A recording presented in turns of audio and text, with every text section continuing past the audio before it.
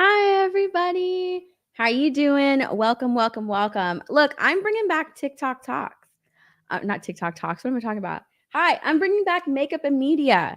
For those of you that don't know, I used to do this stream like back when I first started streaming. It's called Makeup and Media, and basically, I do my makeup while we talk about shit that's going on in the media.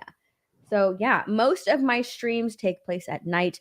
So I usually like do all of my editing and all of that stuff during the day, and then I'll get ready for streams later. So that's what I'm doing right now. I'm getting ready, and while I do that, we're gonna put some makeup on. So let's do it. We're going to do it. Let's get started. Dude, it has been a wild couple of weeks, hasn't it? It's been a wild. Putting your war paint on. That's exactly what I'm doing. It has been a wild couple of weeks. Like, I feel like stuff just has not stopped. It just hasn't stopped. Like, we are on a roller coaster. We are on a roller coaster ride right now. That's what we're on. We're on a roller coaster and shit's just not stopping. It's not stopping. What is up? How are you guys doing? I hope you're doing well. This is I gotta tell you, I was worried about bringing this back. So I was worried about bringing this back because I was like, I don't know if I want to go out there with my bare face again, right? Like, who knows? Who knows? Who knows what people will say? But I'm like, you know what? I don't care. I used to do this anyway. So like I'm already out there without makeup. And plus, like, I used to do this, I used to put my makeup on like on camera all the time and do like get ready with me's. So yeah. Anywho, but yeah, I was thinking like let's just do this. And also like it doesn't really take me that long to get ready. Usually like everything that you're going to see me do right now, it usually takes me like 5 minutes. It doesn't really take that long for me to get ready. Which is good. Which is good. But usually when I do like these types of streams, I'll take some extra time and I'll go slower. Like right now I'm going too fast. Like right now I'm going too fast. I'm going way too fast. I need to slow it down. Yeah, usually I just like quickly put some stuff on my face and then just stop. But what are we talking about today? And usually, you know what? I usually like when I used to do these streams, I would bring on guests. And most of the time they were, they were ladies, they were girls. And we would both do our makeup while we talk about topics. I kind of want to do that again.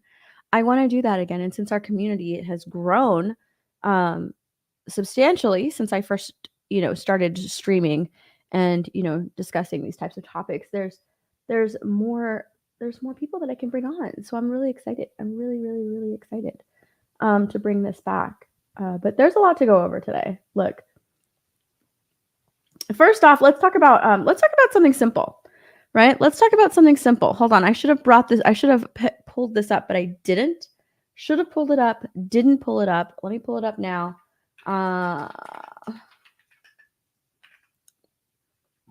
Nope, not the poster. Boom, boom, boom. Look, I'm about to get into some Cobra Kai spoilers. All right, Cobra Kai spoiler talk. That's what I'm about to get into right now. If you don't care about Cobra Kai, great. If you haven't been keeping up with it, then oh no, I don't like that image. I'm about to tell you what you've been missing. All right, I'm about to tell you what you've been missing. Let's see what image. I'll pull up this one. Open image, new tab. There we go. I'll pull this one up. I'll pull that one up. All right. Let's quickly talk about Cobra Kai. After Cobra Kai, we're going to quickly talk about the movie Twisters. After that, we're going to get into some Biden, and then we're going to talk about Kris Tyson because I have a lot to say about Kris Tyson. That's where I kind of want to end it. So really quickly, we're going to go over some Cobra Kai spoilers. So if you do not want Cobra Kai spoilers, if you don't want to talk about Cobra Kai, don't listen to Cobra Kai, then you can mute or, Do whatever you want to do. Let me quickly say hi to everybody. Tara Crystal. Hi, Tara Crystal. So good to see you in the chat. TD, my main mod. Hi, TD. Anthony is here. Nearsighted Cyclops. Cappy Nova. Lord Crush. Rob's Rules. Joe the Scorpio. Edgar. Lewis. Hi, Lewis. Tommy. Hi. Didn't expect to stream today. Was looking forward to TikTok Tuesday. Yeah, I'm bringing the streams back. I'm getting into a new schedule. Getting into all that. What's up, Anna? How are you doing? I appreciate that. Thank you. Let's see who else. Daniel is here trying to say hi to everybody. What is up? Bare face, not even skin. Oh, I can't do that. Let's see who else. Tweed Tone. Makeup looks too hard. You're Barmy. What's up, you're Barmy? Lewis. Hi, Lewis. I have no idea what this is, to be honest. Makeup and media. That's what it is. Makeup and media.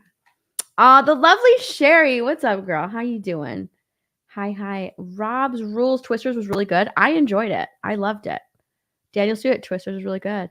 Mr. Bentham. Hello. Yeah, I really enjoyed Twisters. We'll talk about that in a little bit. But first, how do I want to present it? I want to present it like this. So let's talk about Cobra Kai. We're going to talk about Cobra Kai first, all right? We're going to start off like that. Start off with Cobra Kai. Look, I think it's a really bad decision for them to release this season in 3 parts. Starting, like, it came out in July, or it came out a couple of days ago. I don't remember when. Friday? I don't remember. Anyways, came out in July. The next one comes out in November. After that, sometime in 2025 to be decided. Like, they don't even know when in 2025 Cobra Kai, the remaining episodes of Cobra Kai are going to be released. That's such a mistake.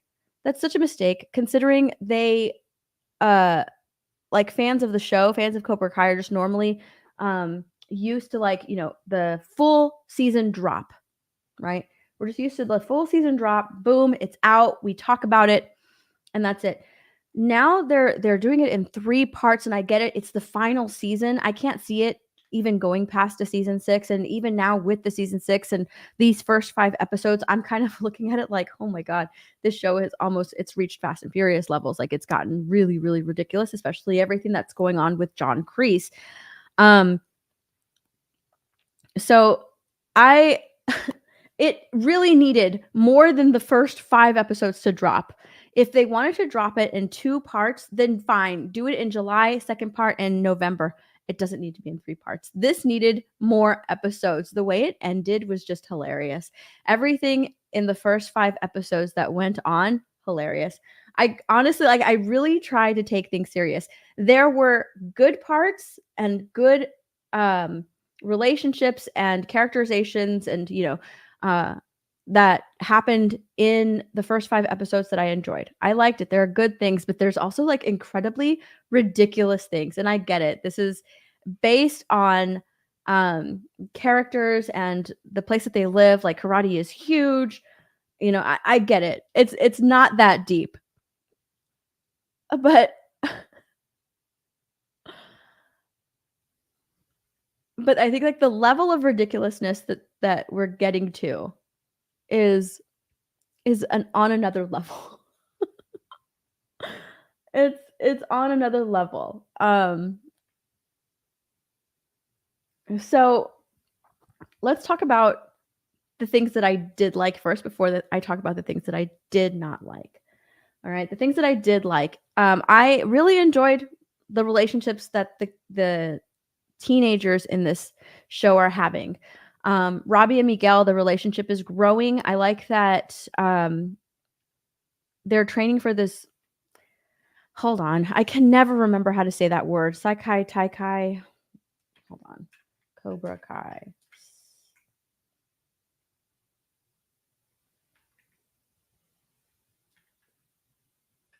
I can never remember how to say that word. The Sekai Taikai.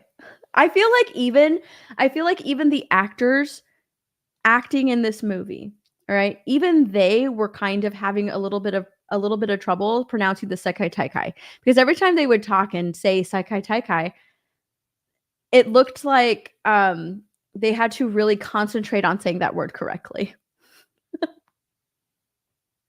because they were like, when we go and we fight in the Saikai Taikai, like they really had to like pronounce those words. Like it almost felt like they were all having trouble saying the single line with the Saikai Taikai. Like it was so weird. But the Saikai Taikai is the world tournament, right? They went in they ended last season. Miyagi-Do Karate, the Miyagi-Do Dojo, like they advanced, or they got a chance to represent, America in the world tournament. I think they're representing the USA. I honestly don't know.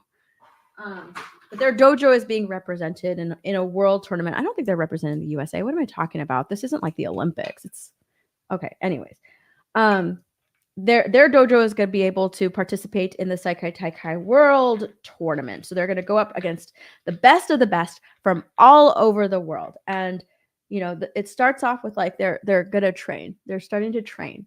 And with the Saikai Taikai, there's only 6 of your best fighters, right? Of your dojo, you're only allowed to bring 6 of your best fighters, of which you need to assign a team girl captain and a boy captain. And Tori and Sam are the girls that are competing. Miguel and to be the girl captain. Miguel and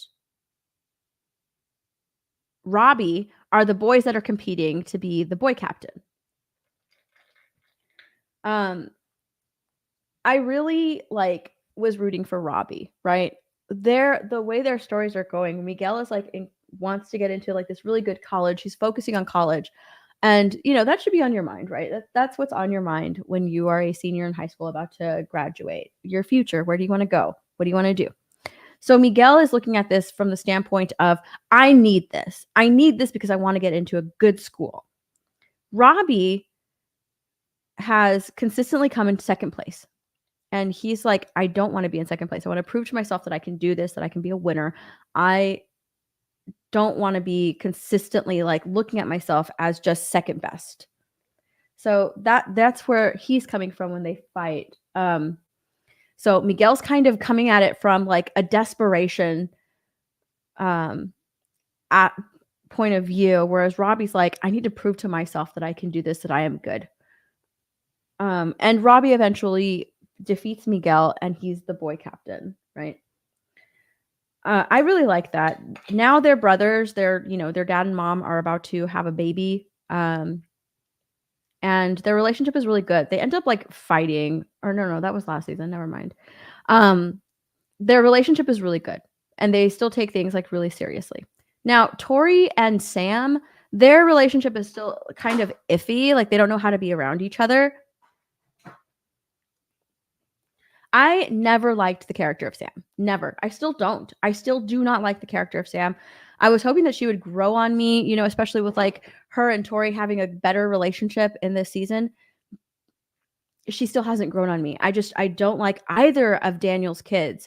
I think that they gave him traits to where it makes them appear, and even the way Daniel interacts with them, they come off incredibly spoiled and incredibly privileged, and I hate that about them. The way they deliver their lines, everything.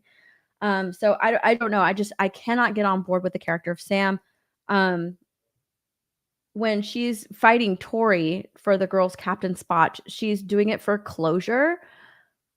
And that's kind of weird, but she explains it to where the last time I didn't win, the fight was rigged. So I need closure for that fight. It was such an odd reason for her to want to be the girls' captain. It's kind of weird. I don't understand that, but I can't get on board with that. There has to be something different.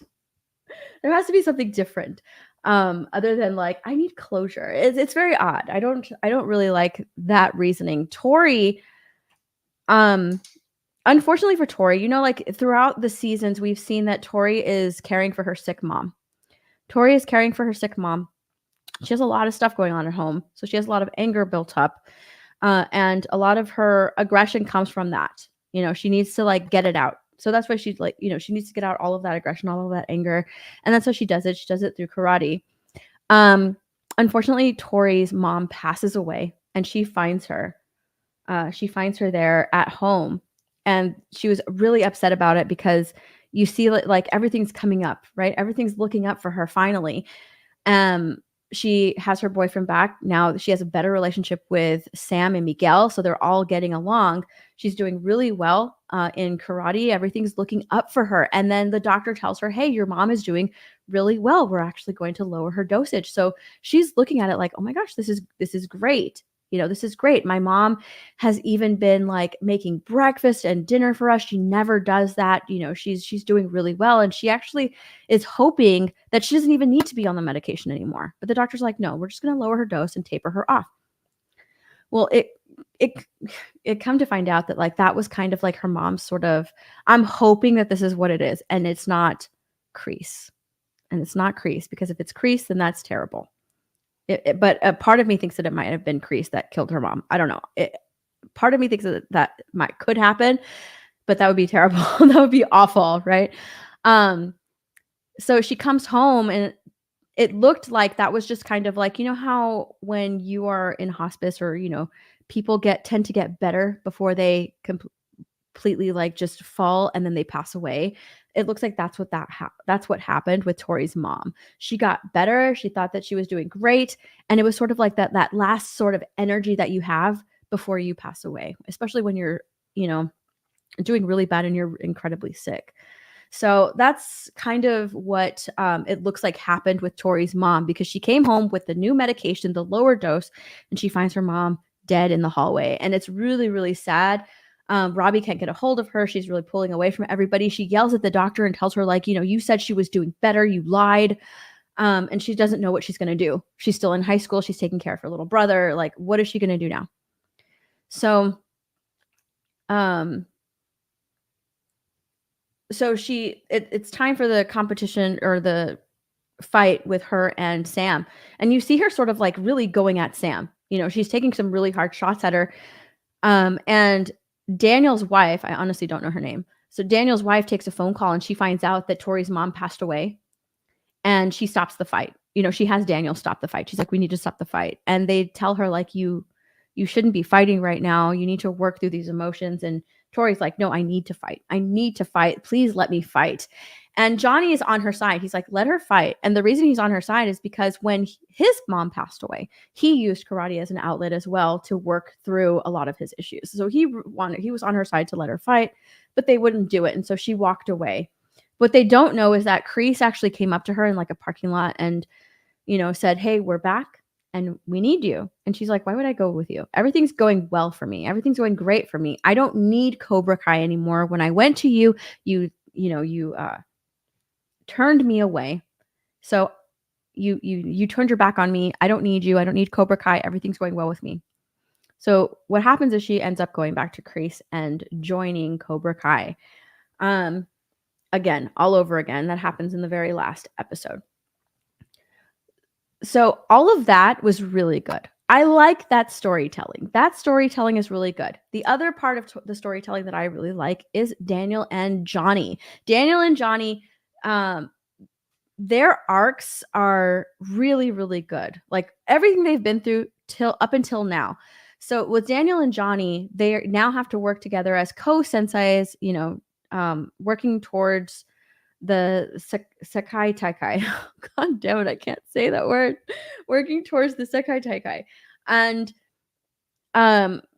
they're sort of going like, they're really trusting each other now, right? They're really trusting each other now. Now they have to figure out like, what dojo name do we want to enter into the competition as? Do we want to go as Miyagi-Do, or do we want to go as Eagle Fang? They're already sort of like, Johnny's really getting into and trying to practice with the help of Chosen the way of, Miyagi-Do karate, the way and how you have to be calm and all of that stuff. So he's trying to embrace that. He's really trying to embrace that. And he's succeeding. He's working through that. Now he still has like his Johnnyisms, he still sort of goes off because of, he's very emotionally driven. So like, he still sort of goes off in that way. He'll get really emotional and get irrational. So he sort of like acts before he really thinks things through. But then he sort of, he has a talk, he thinks about it, he regrets it, and he apologizes for it. He takes responsibility for his actions now, which is really, really good.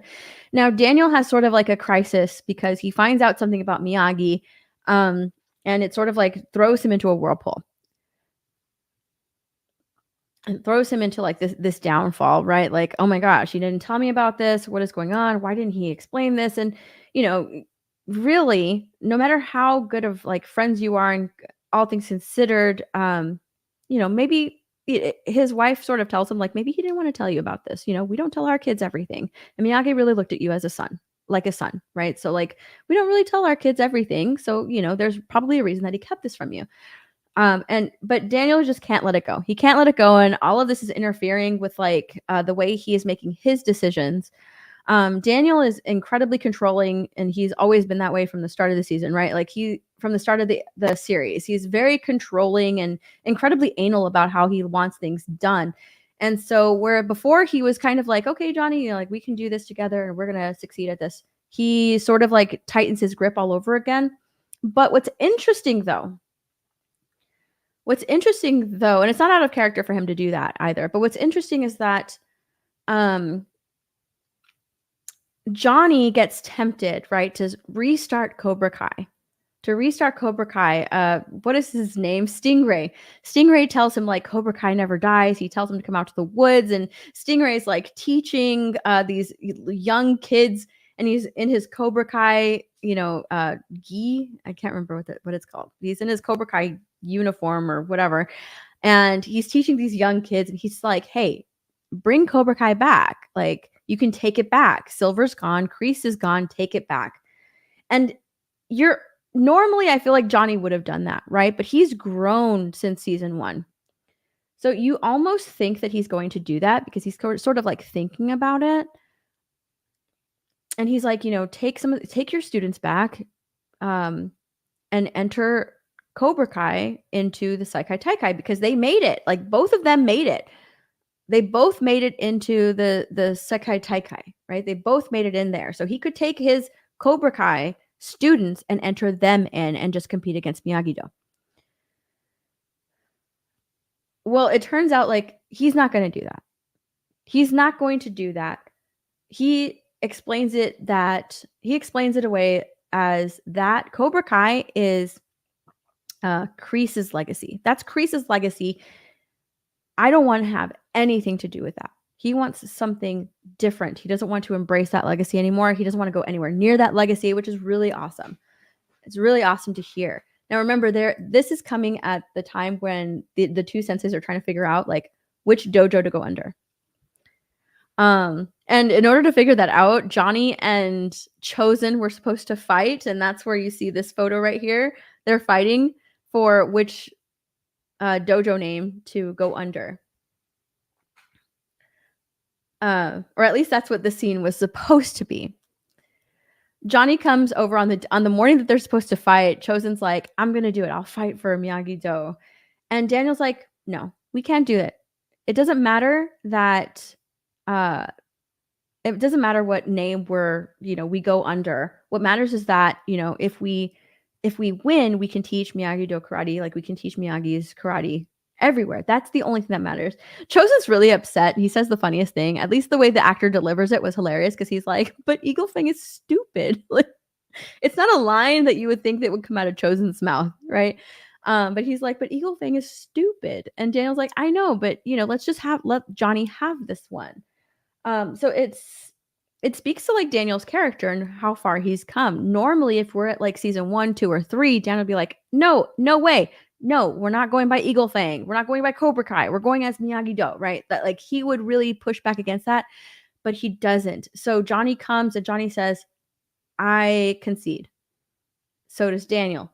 So neither of them want to do this fight. They end up fighting just for fun, which is really cool. Now, they do come to a compromise. They are going to go under Miyagi-Do, but they change the patch on the back, and the patch on the back is really beautiful. It's such a beautiful patch. So it's the bonsai tree, and in the sky is an eagle, which is really cool. And all of the kids are up for it. So, also with Daniel, you find out that like this, after this tournament, that's it. Daniel is done with karate. This is going to be his swan song.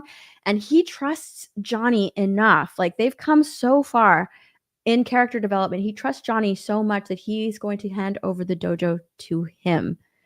It's not going to come like easily because you see that like Johnny not really liking the way, or I'm sorry, you see that Daniel is not really liking the way that Johnny is like taking the teachings and, you know, inserting like his sort of way of teaching the kids, right? It's working, but like he doesn't really like it. He wants it to, a very strict way of teaching. He doesn't like that Johnny's sort of like doing his own kata, which is really funny. You know, he does like the kata, but he does like his own different way of, he's like, I even invented my own kata. Like he's really excited about it. So like you see Daniel kind of like, oh my gosh, am I making the wrong decision? But it makes sense for Daniel's character because he is very controlling. So it's not going to be really easy for him to hand over the reins, but he's going to do that. That's the end game for him. And that speaks volumes about these two characters, and where they started and where they're at now. All right. Those are the things that I liked about Cobra Kai. About the first 5 episodes. Let's talk about things that I did not like in these first 5 episodes. Besides the fact that it should be more. It should be more than 5 episodes. It really should. I forgot that I'm supposed to be putting my makeup on. It really should be more than 5 episodes. But we got what we got, and you know, that's basically all I have to go off of, right? The first thing that I don't like is that they're giving Miyagi a whole other story arc, a whole other mystery that we have to unpack. And that's the mystery that, you know, throws Daniel for a loop. You know, Daniel basically looks at Miyagi as like a father or a grandfather, you know, and they find this like little box of mystery. I don't know. It's like a box of stuff, of Mr. Miyagi's stuff. Okay. And they find out that like either Miyagi had a brother or Miyagi himself committed this really bad crime, which was assault, and he had to flee America. Now we know that Miyagi fled Japan or Okinawa. He did not flee America. So Daniel's kind of like, he's kind of confused. There's a newspaper article, you know, with an ad, and there's information like there's a passport. There's his birthday is different on the passport, so that's why he's like, maybe Miyagi had a brother. And then they go to like this boxing place. I was like, was Miyagi a boxer? None of this makes sense. Like none of this is making sense right now. It'll probably make sense later, but we don't know. They go to like this boxing thing, and someone like ran away, like the owner like ran away, and they caught him. He thought that they were the cops, but they weren't. Him and Chosen like caught up with him, and they asked him like, do you know the name Miyagi? And the guy was like, Miyagi? Ooh, I know that name. My grandpa used to talk about a Miyagi. And like he committed a crime and he fled America. And I was like, why are they doing this? They don't need to tarnish Miyagi's name. What is going on here? Why are they doing that? Why are we getting another Miyagi mystery? Like, what are we doing right now? And then it turns out that, you know, Daniel told Chosen, like, we need to back off of choosing a name for what we register under in the Sekai Taikai, because Mr. Miyagi never really cared about competition. He didn't care about competition, you know, like, and he really didn't. In the Karate Kid movies, the only reason that Daniel was in that karate competition was because he was getting bullied. And so Miyagi wanted him to stop being bullied. So he's like, hey, you know, if they stop bullying him, you know, we'll do this. You know, they can fight him at this competition. And he's like, I'll teach him and whatever. Like Miyagi doesn't care. That's one of the reasons why that's the only reason that Daniel entered that competition, was so he could stop being bullied.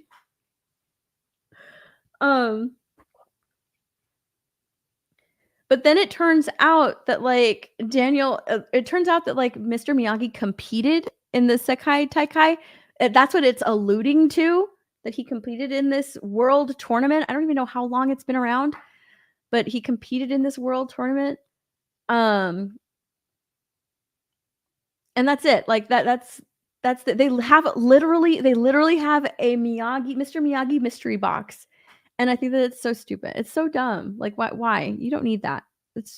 But whatever.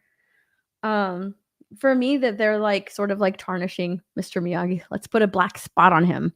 I'm sure that I'm hoping. I want to say that I'm sure because I don't think that they're very careful not to disrespect, the legacy of Mr. Miyagi in this movie or in this show, and that's why one of the reasons why I really like the show. They're very respectful to the material that came before. So I don't think that they will tarnish his legacy, but I'm a little interested. I'm a little interested to see like how all of this played out because they're making it seem like Mr. Miyagi's a criminal, right? He committed assault and fled the U.S.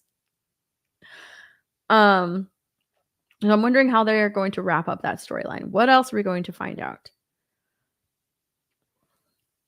But that's one of the things that I don't like, though. I don't like it. There shouldn't be a spot. Just leave it alone. Leave Mr. Miyagi alone, right?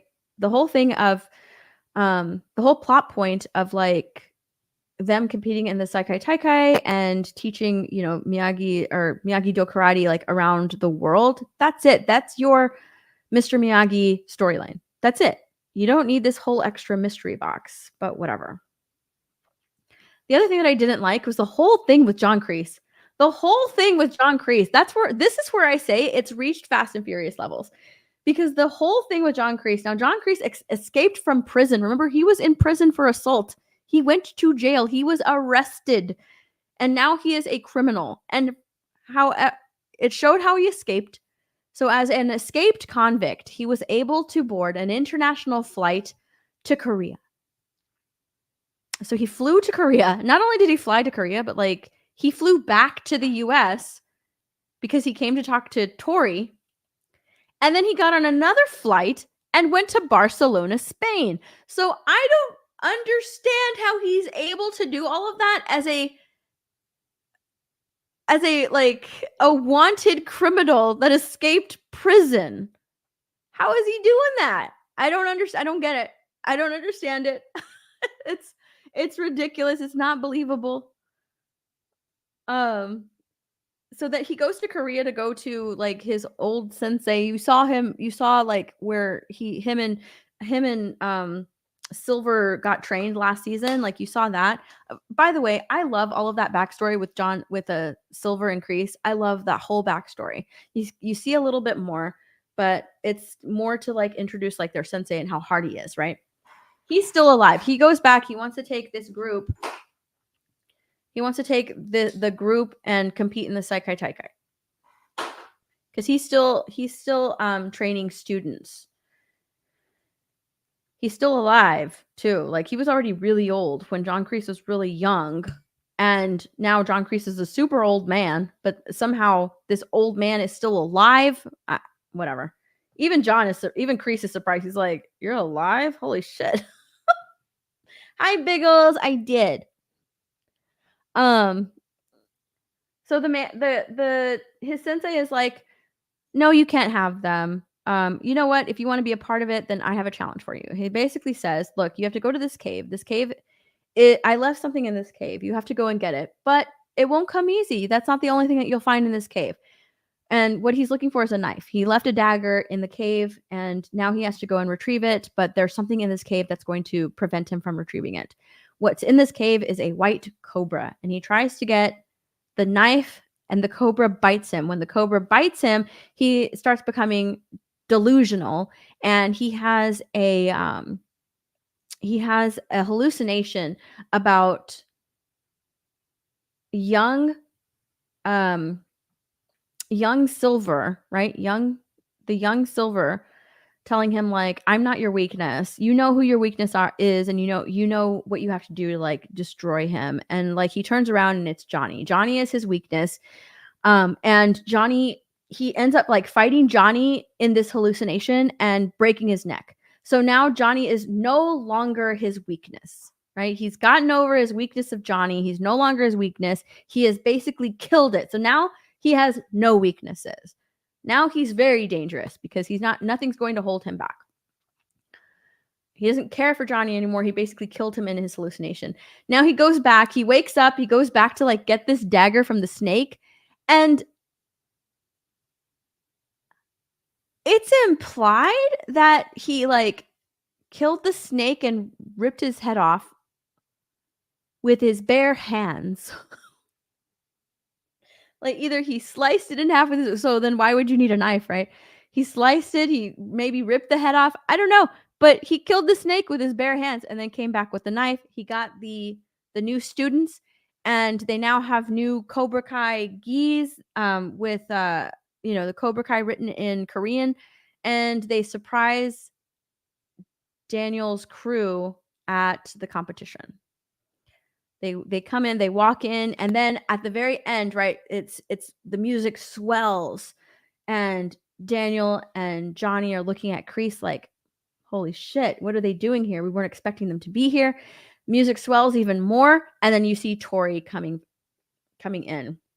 I don't know how she like I don't know how that happened, because they were, after he left her in America, I'm assuming he went back to Korea and then to Barcelona. Like, I have no idea how they got back in contact, because she told him fuck off and she left. So no idea.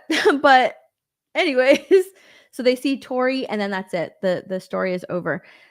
It's really dumb. Like I that's really stupid. I don't know. John Kreese is just like, he's talking like he's a super villain. And he's never been like that type of a villain, not even in like the original Karate Kid movies. I always saw Silver more as the super villain, right? Silver was like the character that was just like over the top super villain, right? He's like ridiculously evil, right? To where he would take like this teenage kid and make his knuckles bleed, like just and he would do it on purpose, and he would find joy in that because he's listening to this kid doing what he's saying, knowing that he's hurting himself, and he's basking in it. He's laughing at it. I always saw Silver as like the super over the top evil guy, and Kreese was more of like, this sort of like grounded sort of evil dude. Like, he's a bad guy, but he's not like ridiculously evil, right? But now he is. It's so over the top in the way he like delivers his lines and everything. It's so over the top. So yeah, those are the two things that I like, two things that I didn't like. First 5 seasons of Cobra Kai, incredibly mid. I think it's dumb that they haven't. Oh, I forgot one thing that I did like. They brought back bad boy Mike Barnes. I always love a good Mike Barnes episode, and he gets his own episode in these first 5 episodes. I really like the actor. I like the character of Mike Barnes. So that's really cool. I like that they brought him back. But yeah, it's fairly mid. That's why I say they need more episodes. They needed more episodes to be released. They shouldn't have done it in a 3-part. It should have been 2 parts if they wanted to break it up. But it needed more episodes, because it's just like everything is happening at a super quick pace, and it makes like there's no time for anything to breathe. It's kind of dumb and ridiculous. So yeah, that is Cobra Kai. Very mid, but I guess we'll find out what happens. I think that like in the next couple of episodes, because they go straight from, I think in the next, I don't really know how many episodes are total in the season. I haven't really looked that up. But in the next episodes, I think that they're actually going to go back in time. I really do. I think they're going to go back in time, because it went from we found our team captains, and now like the next scene, boom, they're in Barcelona, Spain. So there's a gap of time in between there that we need more information. Like, there needs to be more information between that time and this time. So I think that they're going to I think they're going to go back in time. Hold on, I need to grab something. There we go. I think they're going to go back in time with this next one. But yeah, it was mid. It was okay. I was hoping for, I honestly don't know what I was hoping for, to be honest. I don't know what I was hoping for. Things that I liked, things that I didn't like. So we'll see what happens later on. But I think that it's suffering. The show is suffering by not releasing more episodes than 5 for sure. 100%. That's what I think. All right. That's that. That is that. Now, dude, Twisters is doing awesome. Twisters is doing awesome. And you know what? I really liked the movie. Hold on. Let me pull up. I'm going to pull up a couple of things. Let's pull this up, actually. Oh, that's a bad photo. We're not going to pull that photo up. That's a bad photo. We'll do this one. Yeah, that's a good one. Twisters is doing really good at the box office. It's over like 100 million worldwide. I don't know the exact number, but I did see that it hit over 100 million worldwide and like 80.5 million domestically, which is incredible because initially it was poised to make like, I think only between like 45 and 50 million. Like that was their projection. They didn't have any faith in this movie at all, but it's actually doing really, really well at the box office. Now, Deadpool's about to come out, so it's not going to be, I don't think it'll continue to do well. It might, who knows, right? Who knows? It might. Maybe the kids go and see Deadpool and the parents go and see Twisters. But it might continue to do well. But the point is that people found enough enjoyment in this movie to have it overperform projections, which is really awesome. What was the budget? I have no idea. I don't look at budgets. I'm not a budget person. I don't look at that. I think I saw somewhere that it was $160 million budget, and that did not include advertising. I think that's what I saw somewhere. That it was like 150 or 160, did not including advertising, so that could raise it up significantly. But I did go and see this movie and I really liked it. The director did say like there was some criticism coming after this movie because it's a tornado movie. It's a movie about tornadoes, about climate. Why couldn't you put a message in there about climate change? The director did come out and say like, we didn't want to make a movie that preached to people. That's it. We didn't want to make a movie that preached to people. Perfect answer. That's all you had to say. And you know what? People are showing up for this movie. This movie had women being women, men being men. Like, that's it. A lot of like, American flag imagery in this movie as well, which is really cool. Now, I'm not saying this movie is like USA grit. No, it's not. It's a movie about tornadoes. I have my criticisms with this movie as well. I enjoyed it. It was a lot of fun. There were some really intense parts. The very beginning, the very beginning of the movie, that initial tornado that basically kills off a lot of people was terrifying. It was terrifying. Holy crap.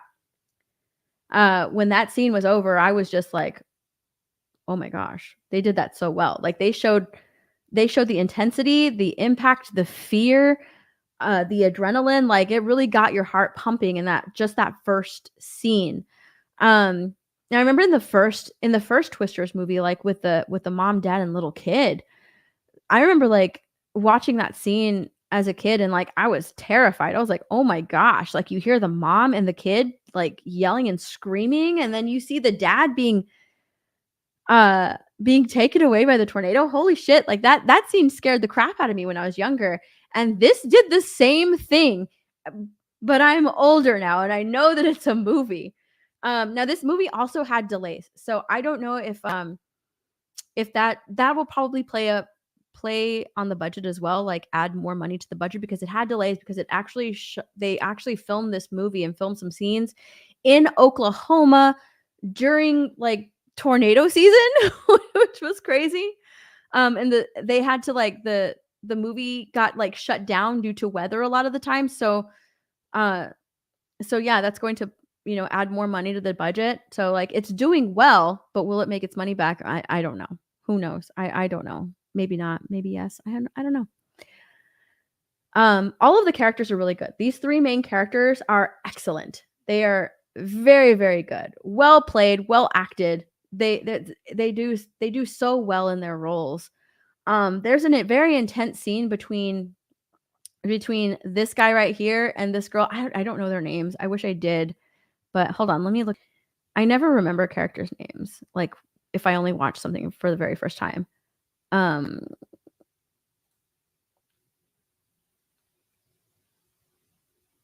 Why doesn't it say her name? That's weird. Tyler is the guy.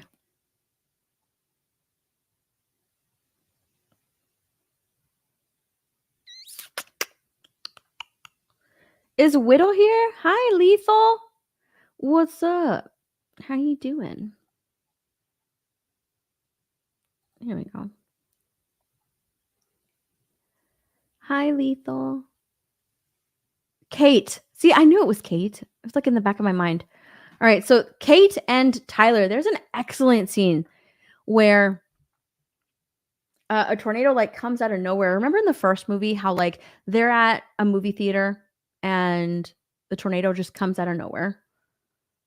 The same thing sort of happens here. They've sort of like bunked down for the evening, and then a tornado just comes out of nowhere and catches them all off guard.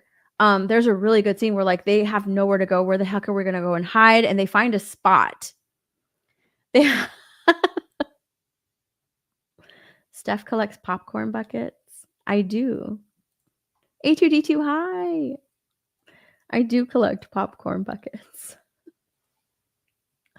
There's a really good scene where like they go and they finally like get they get into like some shelter, but that scene is so incredibly intense, and when the scene is over, both of these actors' expressions and reactions, the way they look, you can tell that they've been through some shit. It is acted so well. It is acted so well. It's so good. David Cornsweet is in it. I didn't even know that he was in it. I was watching it like, I know the guy from somewhere. Where do I know that guy? I didn't know he was in it. So the new Superman, he's in it. He plays like this evil friend. He's almost like this. He plays this villainous character, which is kind of cool. And this actor right here, what is his name in the movie? I don't even know. Javi, that's his name in the movie.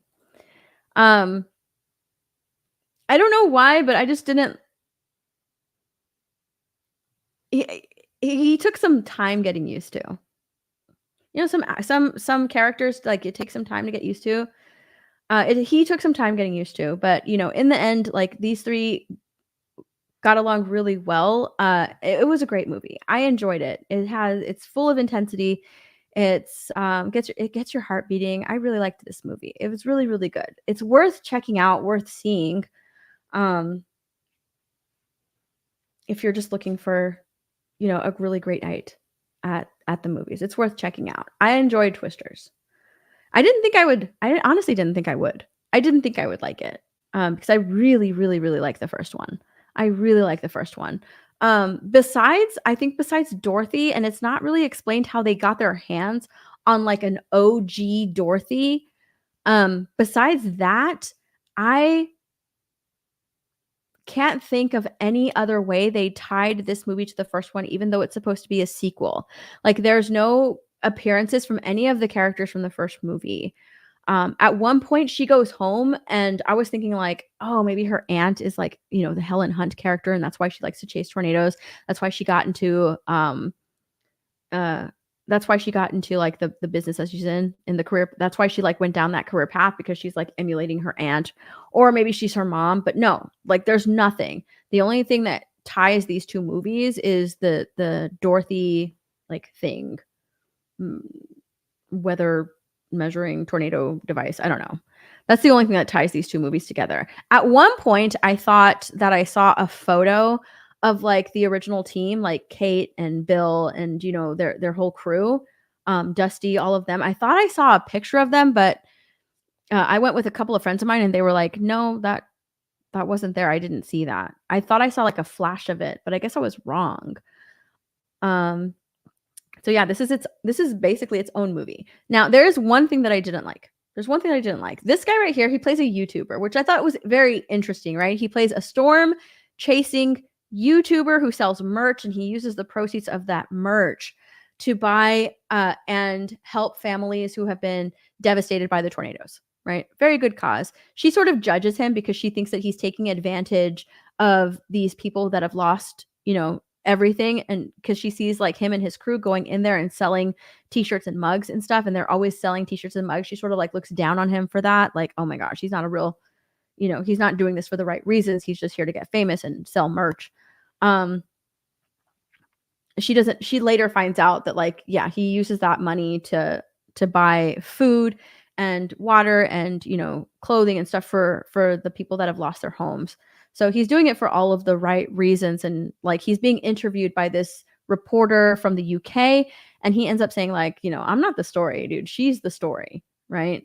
Because she went through something at the beginning, and then it led her doing something at the very end, which was really cool.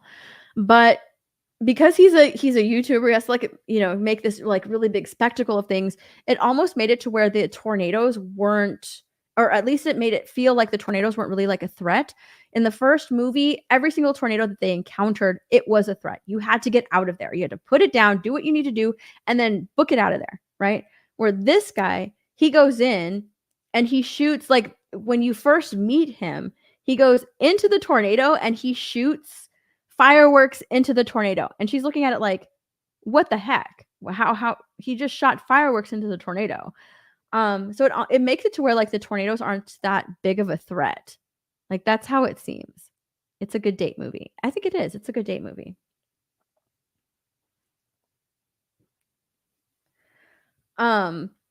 So it really does make it seem like they're not a threat. He does that like 3 times in this movie. Now later you find out how he's able to do that, but it really doesn't make these tornadoes feel like a threat, even though like you see the aftermath of the tornadoes and like the devastation that it causes. But because he's able to like just drive his truck into the tornadoes, and they make it seem like it's just this fun thing that they're doing, this silly thing that they're doing, setting off fireworks and flares into the tornado, like it doesn't make them feel like a threat, even though they are. Even though we're seeing the devastation of the tornado, they still don't really feel like a threat like that, like it did at the very beginning. Like the very beginning, it really set the tone that, holy shit, we're about to, experience some crap in this movie. And then he comes in and, sets off firework inside of the cyclone. Like, it's really, it really doesn't make any sense. And it doesn't feel like the tornadoes are threatening, even though they are. And like later on in the movie, they become threatening again. So that's the only thing that I kind of don't really like about this movie is that. So because like in the first one, they always felt like a threat. Like there was at no point did they not feel threatening. And in this movie, they kind of didn't feel that threatening. So like when she does something at the very end of the movie, you already think to yourself like, oh, she's gonna be fine. Like there's no like, oh my God, is she gonna, what's going on? Is she going to die? Like, what is going on? You automatically already know like, oh, she's gonna be fine. She's gonna be totally fine. So it takes away from that, like that risk that she's taking at the very end. It takes away from that. So that's the only thing that I didn't like about this movie. Everything else was so good, and I highly recommend it. It's a great movie to go and watch, and I think you'll have fun with it. Yeah, that's it. And it's doing really well. So yeah, go and support this movie. It's pretty good. It's a pretty good, fun movie. I liked it. I only wish that they had popcorn buckets to go with it, but they don't. All right. Dude, what is going on? What is going on with everything in the White House? Dude, hashtag, where is Joe Biden? Where is he? Like they put out a tweet. I'm not going to say he tweeted because he didn't tweet. He did not tweet. Hold on. Let me put this out there. Has he been seen yet? Did I miss it? Because I've been live for an hour. Maybe I missed it. He put out something right here an hour ago, right before I went live, a 3-part tweet. A 3-part tweet. Hold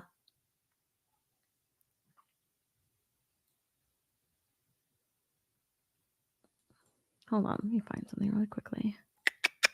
Boom, boom, boom, boom, boom, boom, boom, boom.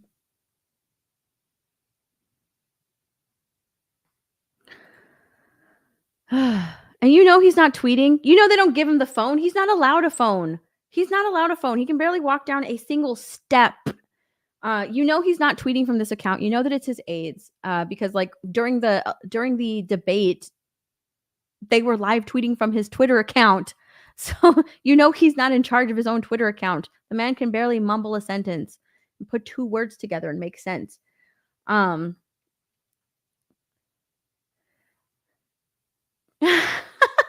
Jay is here. Can you do my makeup? Hi, Jay. Yeah, I do your makeup for Halloween. I can do your makeup for Halloween. Everything that's been going on with Joe Biden, with just everything the past couple of weekends has been insane. It's been insane. Incredibly hard to if you're not used to like keeping up with the news, it is hard to keep up with the news. It's hard to keep up with the news if you're not used to just like continuously checking up on things. And like it's hard to keep up with everything. I'm like texting my friend the other day, like, holy shit, did you see this? And it was so funny because we were talking about it like the night before. I was talking to a friend who's incredibly, he's very, very, very, very liberal. Like they're very liberal, right? And we're still friends, huh? See, you can be friends with the liberals. You know, you can have those friendships, but yeah, he leans very he leans Democratic. But I was just like, we were talking about, you know, Trump getting shot and what this could mean. And then we were talking about, and then we started talking about Biden and how like he doesn't have any control of his mental faculties. He's going downhill. And I was telling him like, hey, I think that Joe Biden is going to get out of the race, you know, because I'm saying like, dude, I'm going to put on my hat. You can call me a conspiracy theorist. I don't care. I think that everything that happened to Donald Trump happened for a reason. Like it was thought out, it was planned, and now it's being covered up. I was like, I think that, you know, someone did it. And I don't think that he is supposed to be alive today. Like that is what I think. Personally, that is what I think. That is my opinion. So now I think that the Democratic Party is scrambling on what to do. They had the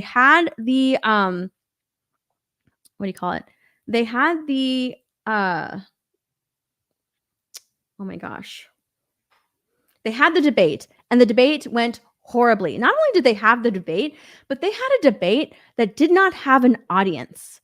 Nobody was allowed in there. I have my reasoning. They gave the reasoning because, oh, they didn't want Donald Trump to like rile up the audience. Bullshit. Bull fucking shit. That is not the reason why they didn't want to have an audience there. They didn't want to have an audience there because Joe Biden is not all there.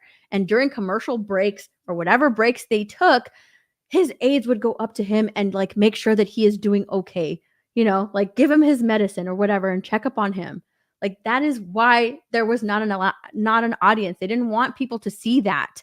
They didn't want Americans to see that and be like, hey, you know, tweet it out or do something like, I was at the debate and they kept checking on Biden. Like, is Biden okay? Right? They didn't want anything like that to come out of that. So they didn't allow an audience. That's my opinion. That's why I think there was no audience there. So they had the debate. He looked horrible. He came out looking terrible. All of a sudden, the media has this one main script.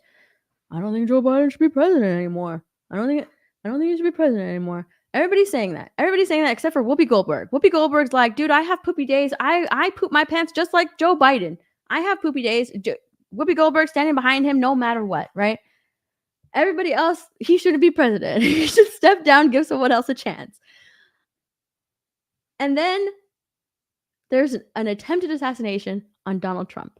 Like, I think the Democrats are so freaking desperate to hold on to power that they needed to take him out. because then if they took him out, then the Republican Party would be in, scrambling to try and find a new candidate, right? Like, that's what I think personally. Then that's the party. And right before the RNC, oh my gosh, it's going to be a disaster. But no, that's not what happened. That's not what happened.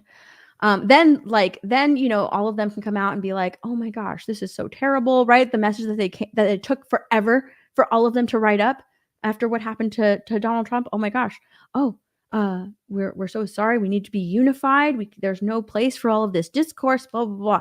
They could have done the same thing if he had died, right? Like, if something bad had happened, they would have done the same thing and be like, well, now we'll come back stronger, more unified as a nation. And look at this as a lesson to be learned. There's no room for violence, right? They could have this real big, powerful message, but that didn't happen. That didn't happen. Instead, Donald Trump got back up, raised his fist in the air with the American flag right behind him and yelled, fight, fight, fight. And it sent shockwaves through the media, through the public, to where the lizard person Mark Zuckerberg even felt something, right? The robot AI Mark Zuckerberg even said, like I even felt something. How could you not? How could you not, as an American, like, look at that imagery and look at what happened and not feel something, right? So now they're scrambling. What are we going to do? We're going to lose the presidency. Joe Biden's going to lose. What now? Now they're scrambling. And so that's one weekend. We have a week. Let's see what could happen. Well, there's a contingency plan. The contingency plan is for them to plan a coup, and Joe Biden's out of office.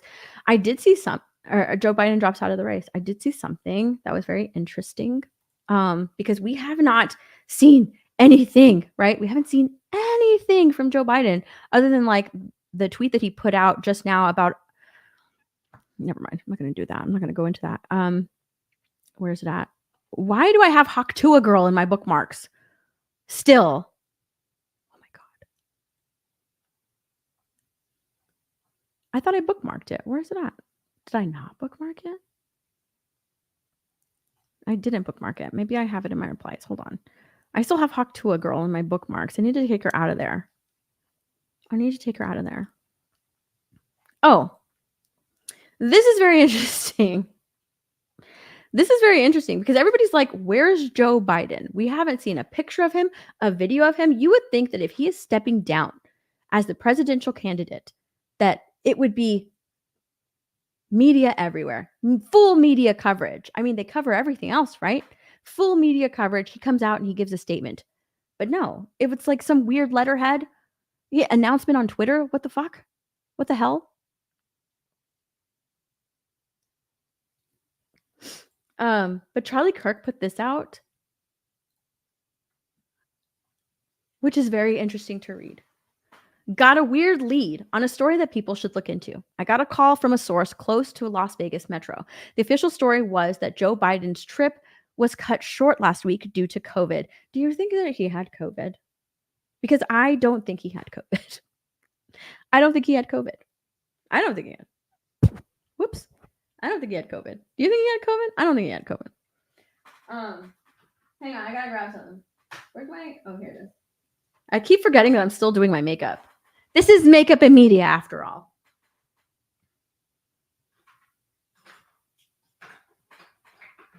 I keep forgetting that I'm still doing my makeup. I should have had like all of my stuff out here. This is what I'm saying. Like when I do makeup and media, like all of this that I'm doing to my face, it would usually only take like 5 minutes because I've got it down to a science. Like I know what I'm doing. But for this, I take my time doing my makeup. I take my time. Where's my lip liner? Hang on. Ah, here, I found one. It's not the one I want, but it's the one I'll use. I don't think he got COVID. I don't think he got COVID. I think that he got even more sick to where, like, you know, my grandma had dementia, right? So my grandma had dementia. And she had good days and she had bad days. But when it got really bad, she had more bad days than good. And I think it got to that point with Joe Biden. I don't think he got COVID. I think it's gotten to that point with Joe Biden to where now he has only bad days and they can't put him out in public, which is why he can't make a statement. He can't come out and make a statement as the president. He can't address the nation. They have to wait until he's on a good day in order for him to do that. And even doing that is risky. So who knows? They might not even have him do that. They might just like bring him out and have him wave, and that'll be it. Because like towards the end, she had more bad days than good days.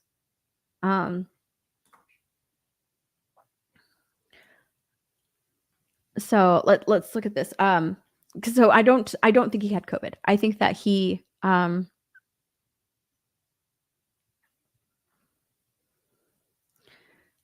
yeah, I don't think he had COVID. I think he has more bad days now. That's what I think. I think he has more bad days now. It's gotten to that point where he has more bad days. And it legitimately happens like almost one day to the next. Cause like at that point with my grandma, my aunts, we didn't put her in a home. We didn't do anything. Like my aunts were on, cause I have a large family. Hello, look at the color of my skin. I have a super large family. So towards the end, it got to the point where my aunts were all on a schedule. So like it would be like 2 days with one person. She stayed at one main house at one of my aunts that like, was retired and everything. She stayed at one main house, but all of my aunts would like, they were on a schedule and they would go over and they would help take care of her. They did have a nurse and, the nurse would come every couple of days, but they were there. They were her main caretakers. And I think that that's what Jill Biden is right now. She is his caretaker. And I think that it has reached the point where he has more bad days than good. And that's why they haven't shown him. They haven't put him out there. They're waiting for a good day. I think they're waiting for a good day. But anyways, this says, however, according to the source, U.S. Secret Service informed LV Metro that there was an emergency situation involving Joe Biden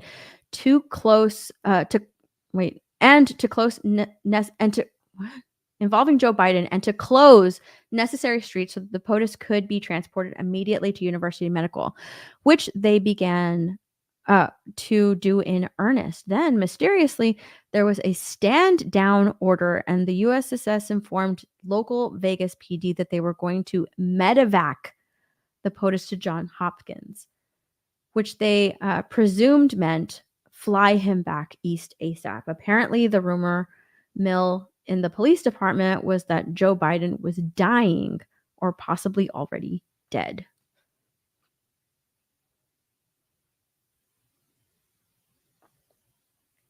I believe this and I don't believe this, right? There's reasons for both. I didn't think too much about this lead, seemed too wild to be sure, but given that Joe Biden has been out of the public sight for days and dropped out of the race via an X post, and his brother James indicated health was a factor, I'm beginning to grow more curious if COVID or something else has been more serious than reported. If anything in Las Vegas Metro, he's asking for more information. So yes and no. Hold on, let me see if I can find the tweets.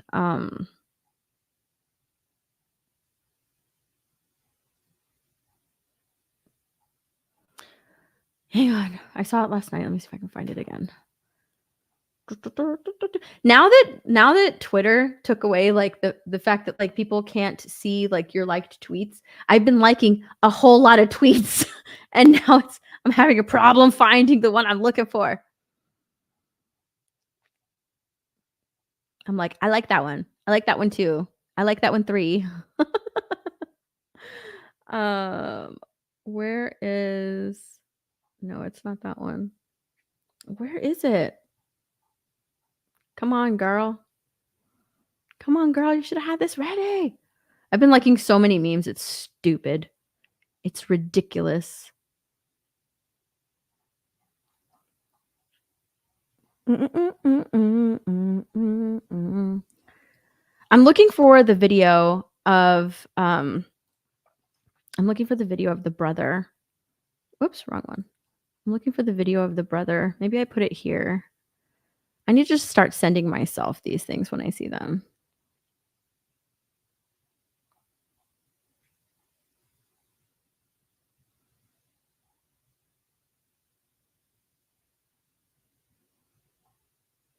I can't find it. Holy shit.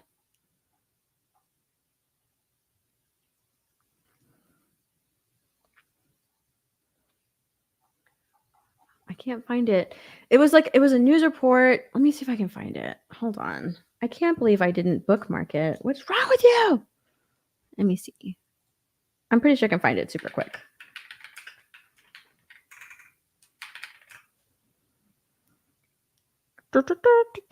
Here it is. Boom. This is one of the reasons why I believe it. I don't think that it is as bad as they say. Like, oh, he's either dead or dying. You know, like, I don't think that it's as bad, but I think that there was some possible medical emergency.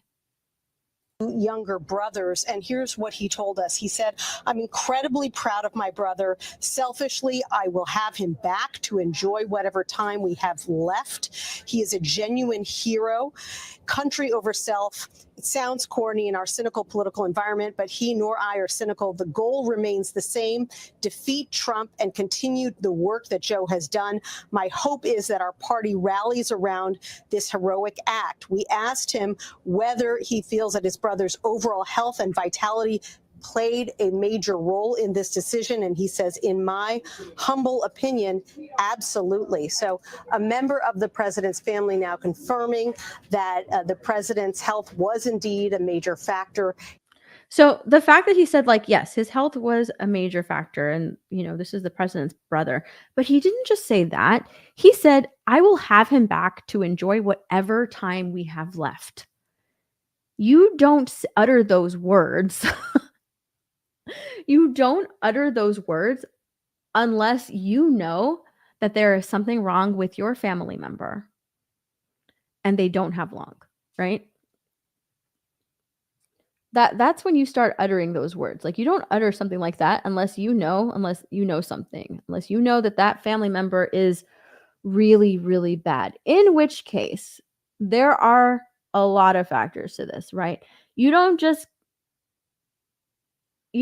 come down with dementia like it's the common cold. It doesn't just hit you like that. It is a debilitating thing that happens slowly over time.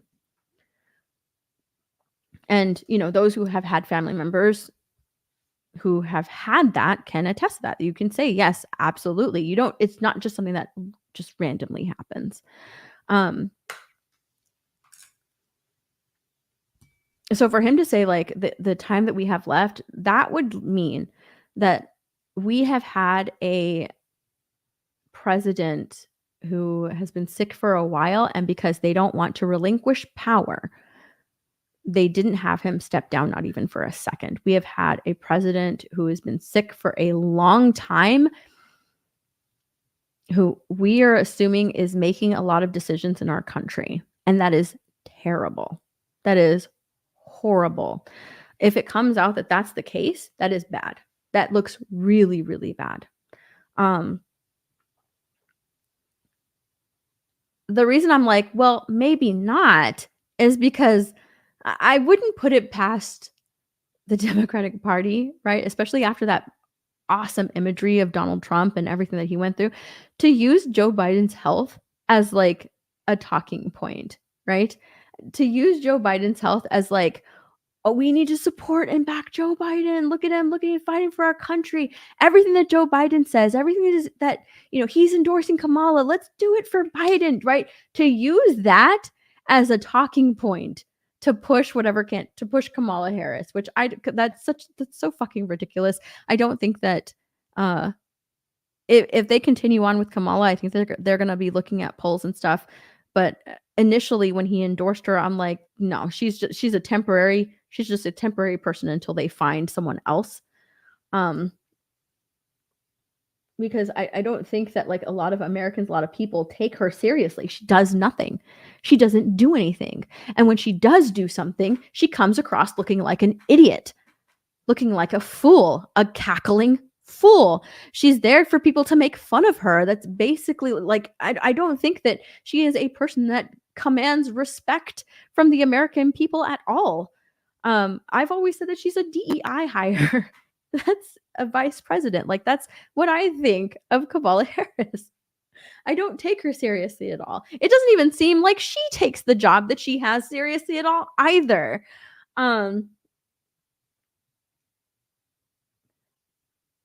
So when that news came out, I was like, oh, that is incredibly temporary. That is super temporary.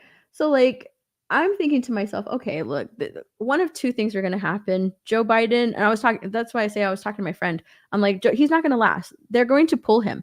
He is going to step out of the election. And my friend was like, no way. Why would they do that? They need to think of like the long term. I was like, long term, he needs to step down. He's going to step out of the election. And he did. In a weird fucking way. And like, where the hell is he? But he did, right? He stepped down. He is no longer running. And I told my friend, I was like, he's going to endorse Kamala. And he did. And now I think that the next step, he is going to step down as president. I really think that that's going to happen. I think they're waiting for a good day to have Joe Biden step down as president, to resign as president. That way, since he endorsed Kamala, the American people can like see what Kamala would be like as, you know, kind of like get a taste, right? Get a taste of Kamala as president. See, she can be president. You can get behind Kamala. I think that is probably going to be their next strategy, their next step. Because there's no way, like, where the hell is the president? He put out a statement on Twitter. What the hell is this? We haven't seen him. He's not. Where is he? It's crazy. It is insane.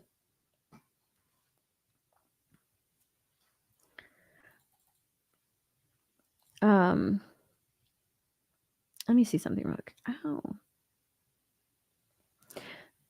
So like that's what I think the next step is. I think that they're waiting for a good day to have him just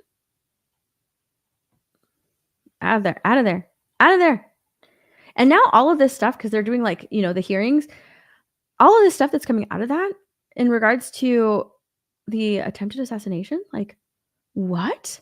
You're telling me, look at this. You're telling me, hold on. Go here. I want to see this. Here it is. You're telling me while radio communications are sometimes captured, they do not have the radio comms from July 13th? There's no radio comms from July 13th. Listen to this. Does the Secret Service routinely record communications between and amongst detail? Radio communications? Any communication? Email communications are captured, as well as text messages. And then depending on the detail, radio communications are recorded. Does the Secret Service have recorded communications from the July 13th event? We do not have radio communications from that day. Really? No radio communications? Do you know how bad that looks? You know how bad that looks? Did you guys see that video of the water tower, of like someone like capturing somebody at the top of the water tower? Did y'all see that?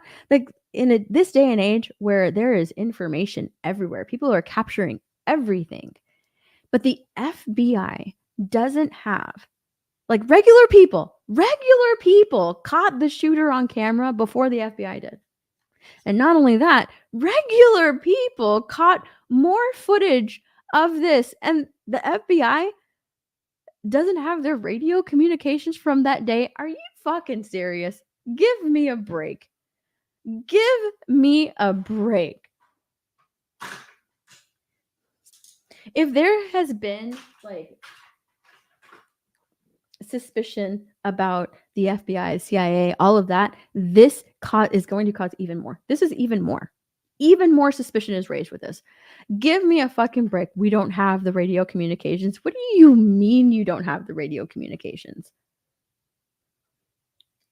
And then the director focusing on something even stupider. I saw a report that says, "Oh, she's incredibly disappointed with how the public is treating the women."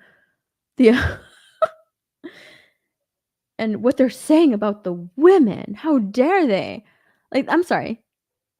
You're giving that statement? You should be disciplining those women.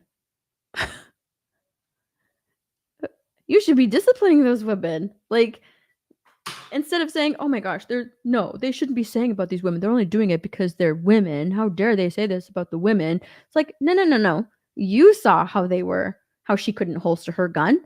She should have been disciplined for that. How is an FBI agent on detail protecting one of the presidential nominees unable to holster her gun?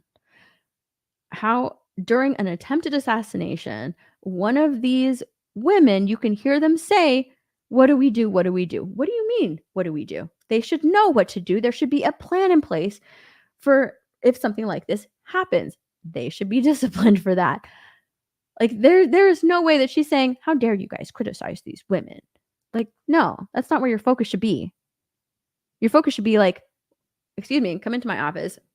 What do you mean? What are we doing? How did you not know what was going on? How do you not know what to do? How are you not able to holster your gun?" It looked ridiculous.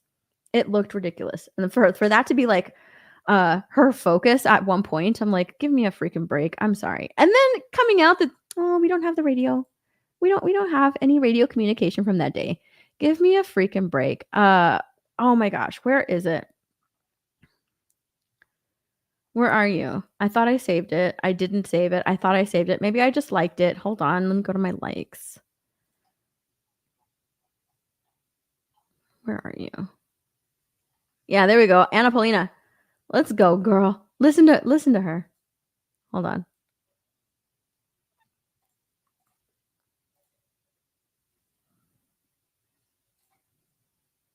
Luna from Florida.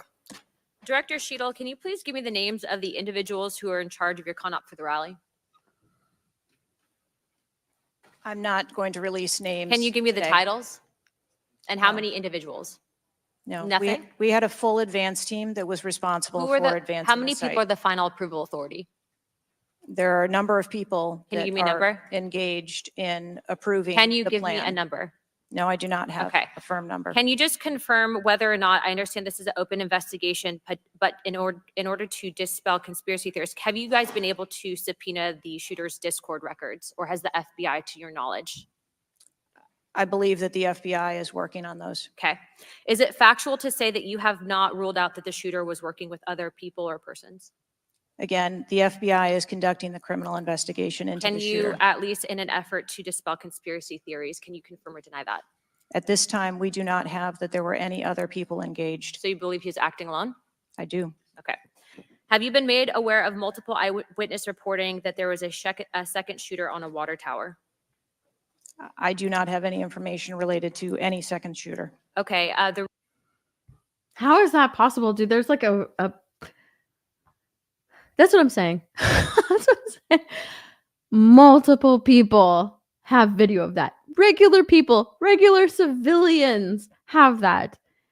How are they not aware? I was not aware. I didn't know. Are you freaking kidding me? The reason I asked that is because In this day and age, with so much information out there, so many camera angles, so many people just filming everything, she doesn't know. Oh, I don't know. I wasn't made aware that there was a second. What are you talking about? as according to testimony from multiple witnesses, they did report that. And again, to my understanding, there were over 40 sniper teams that were briefed by the Butler ESU. And I want to make sure that people are aware, if you're saying that there's not another shooter, that we are able to clear that information, because from this whole entire briefing, it doesn't seem like much information has been able to get out to the American people. So I'm trying to dispel rumors, as I'm sure you understand. Was it true that Secret Service was present at the Butler ESU briefing? There was a briefing between the counter sniper teams Was that were working Secret on the Service ground. present? Yes, to my knowledge. Okay, I want to read you a report from people that seem to be throwing you under the bus and stated that they were in attendance and that Secret Service was not in attendance at the security briefing, according to individuals with knowledge, to also include that the AGR building where the shooter Thomas Matthew Crooks was located was actually not a part of their security perimeter for that. So there was not Secret Service present.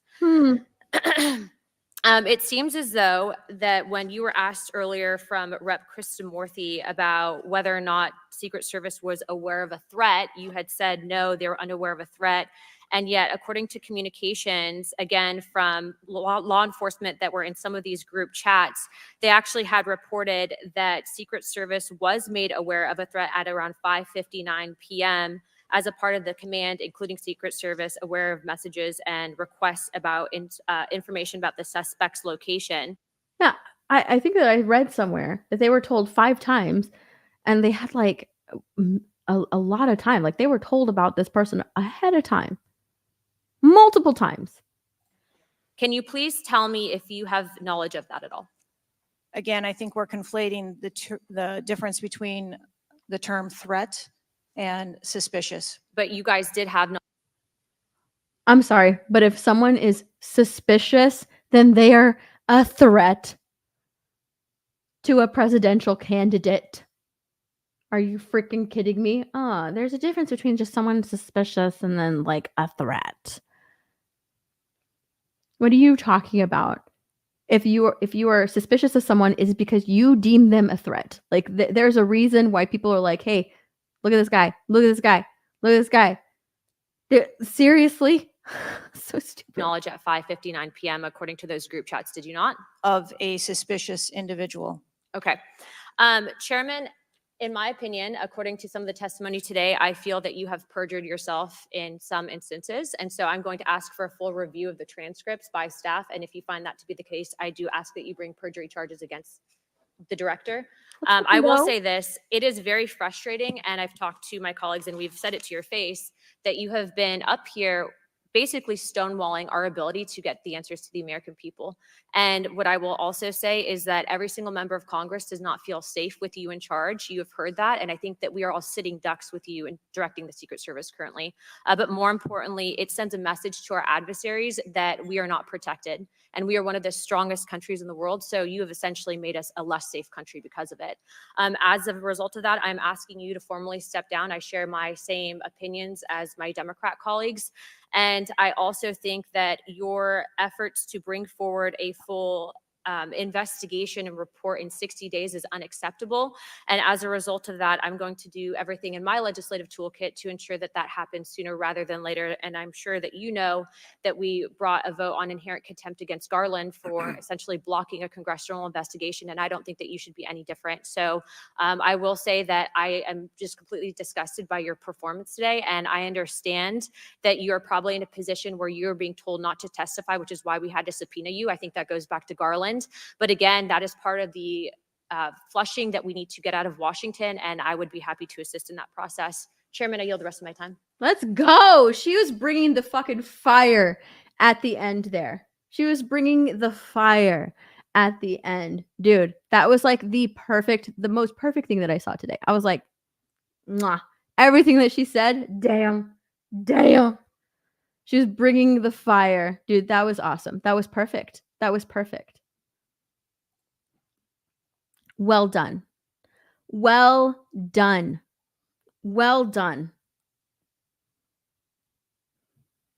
Very well done. Oh my gosh, did you see the Boss Logic, these posters of the control? This is just something funny. Of the poster, the Xbox controller with the booties. God, I died. Oh my gosh, no freaking way.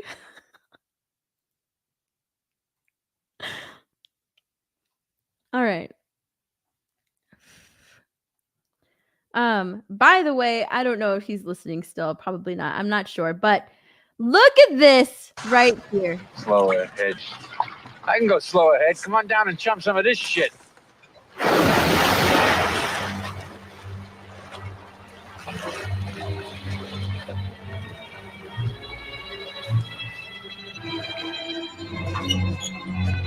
Let's go. Drunk 3PO made it to 96K.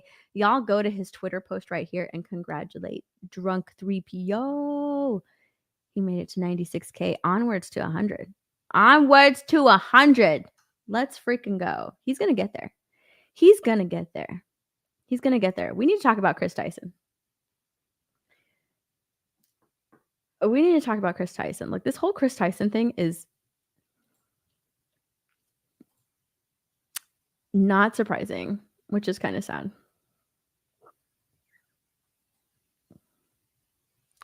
It's not surprising. I'm trying to find the, here we go.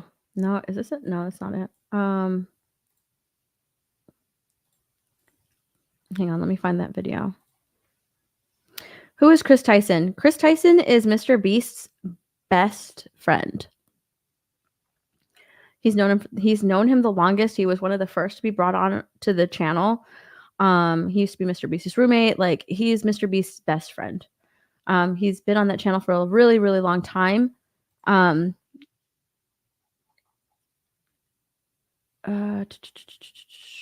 is it? I actually saw this video last night. Where is it?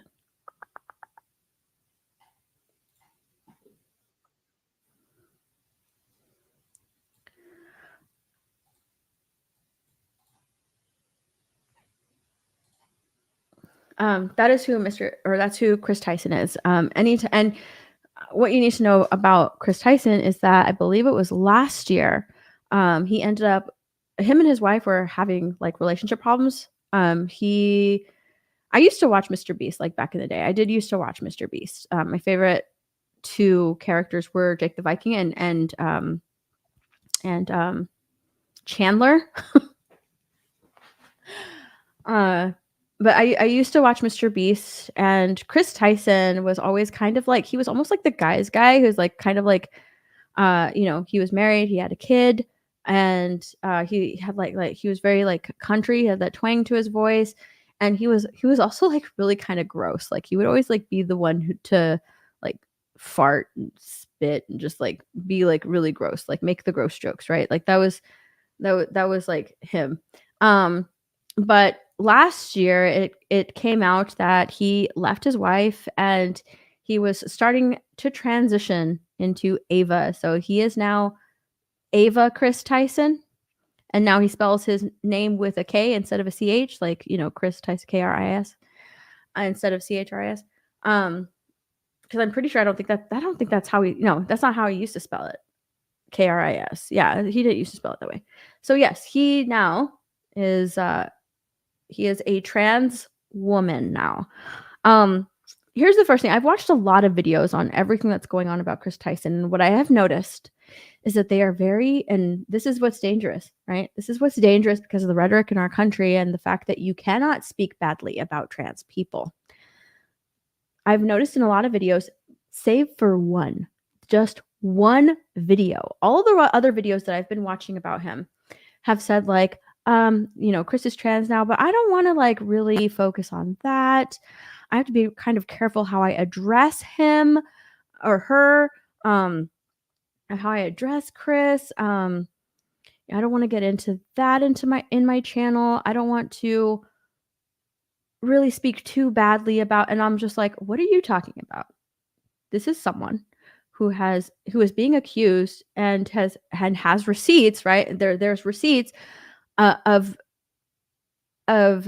having an inappropriate relationship with a minor.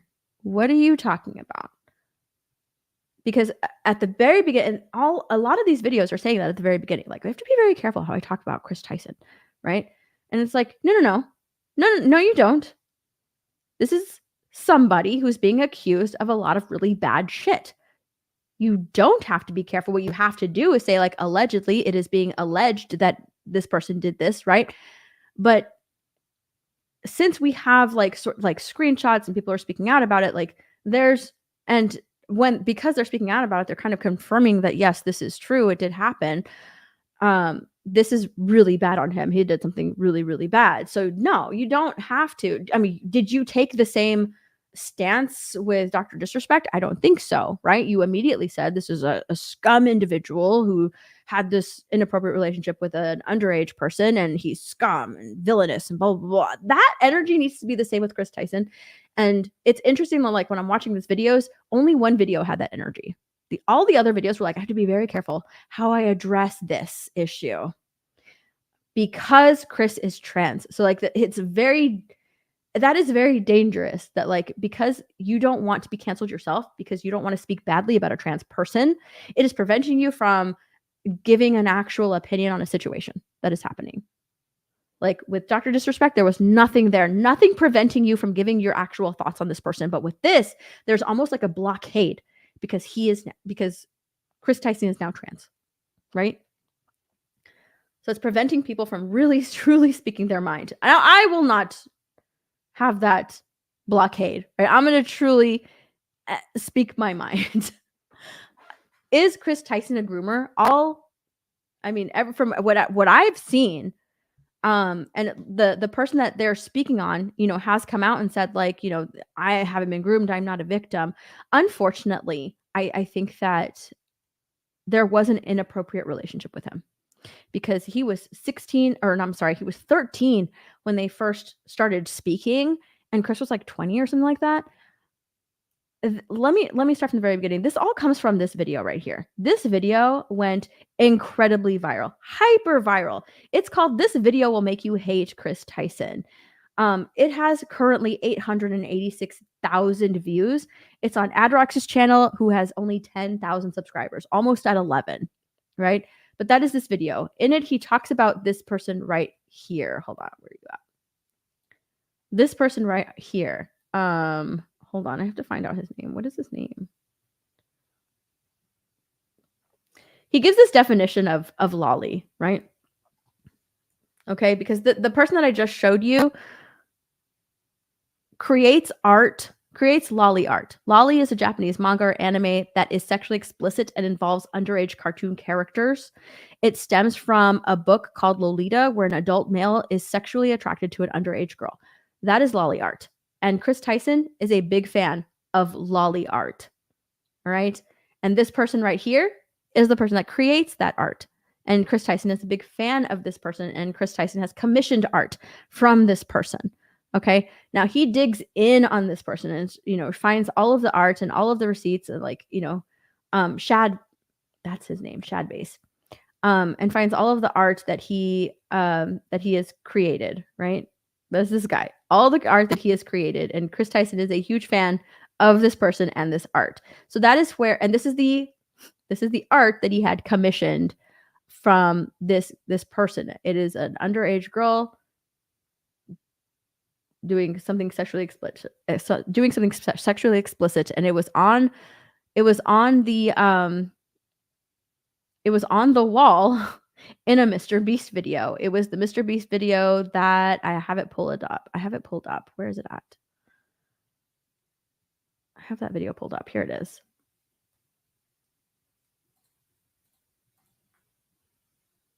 Just share my window. Hang on. It's from this Mr. Beast video. Tipping the pizza guy, delivery guy is $10,000, has 22 million views, and it is from 6 years ago, right? So like that is how long Kris Tyson has been in communication with that artist. Okay. There's been some back and forth between them. And look,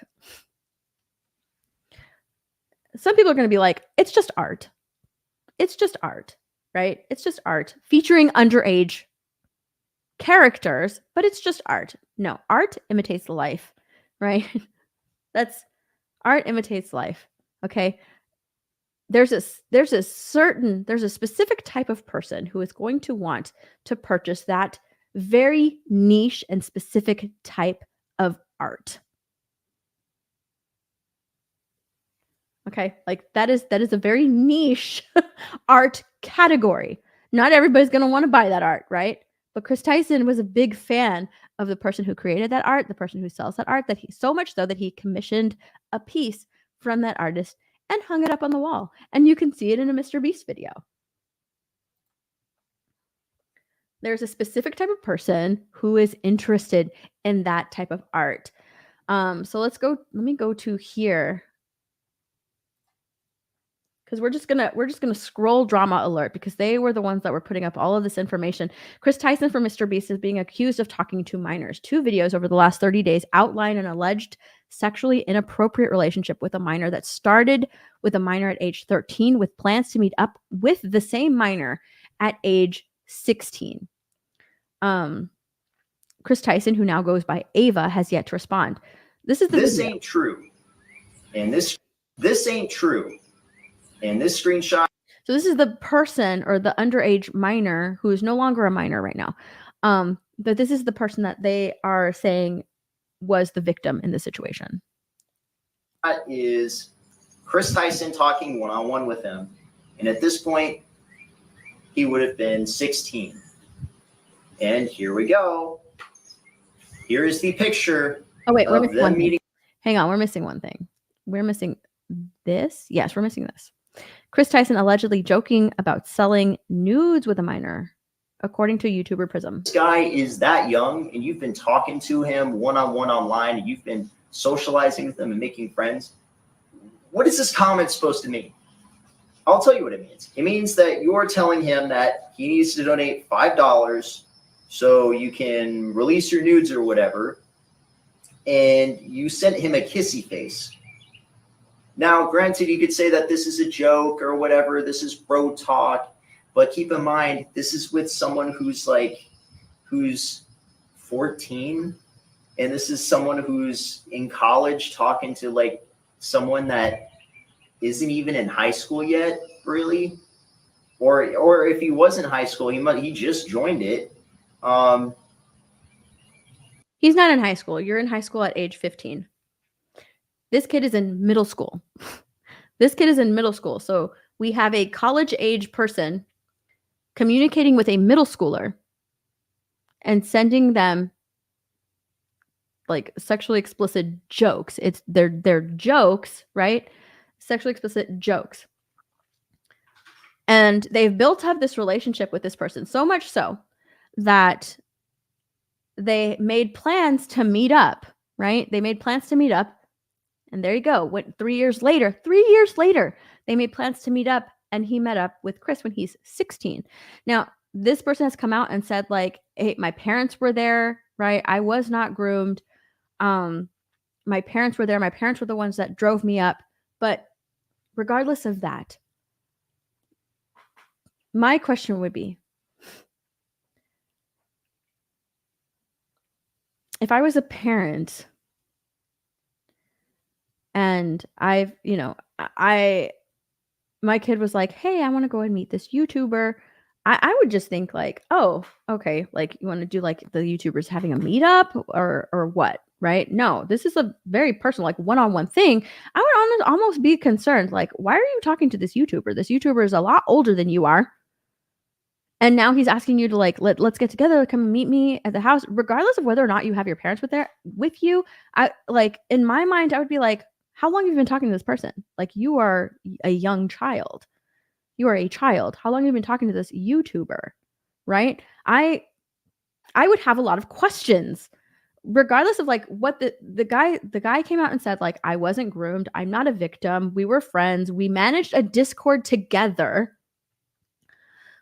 He's people are talking about this, these messages were in DMs. They weren't. They were on a public Discord server.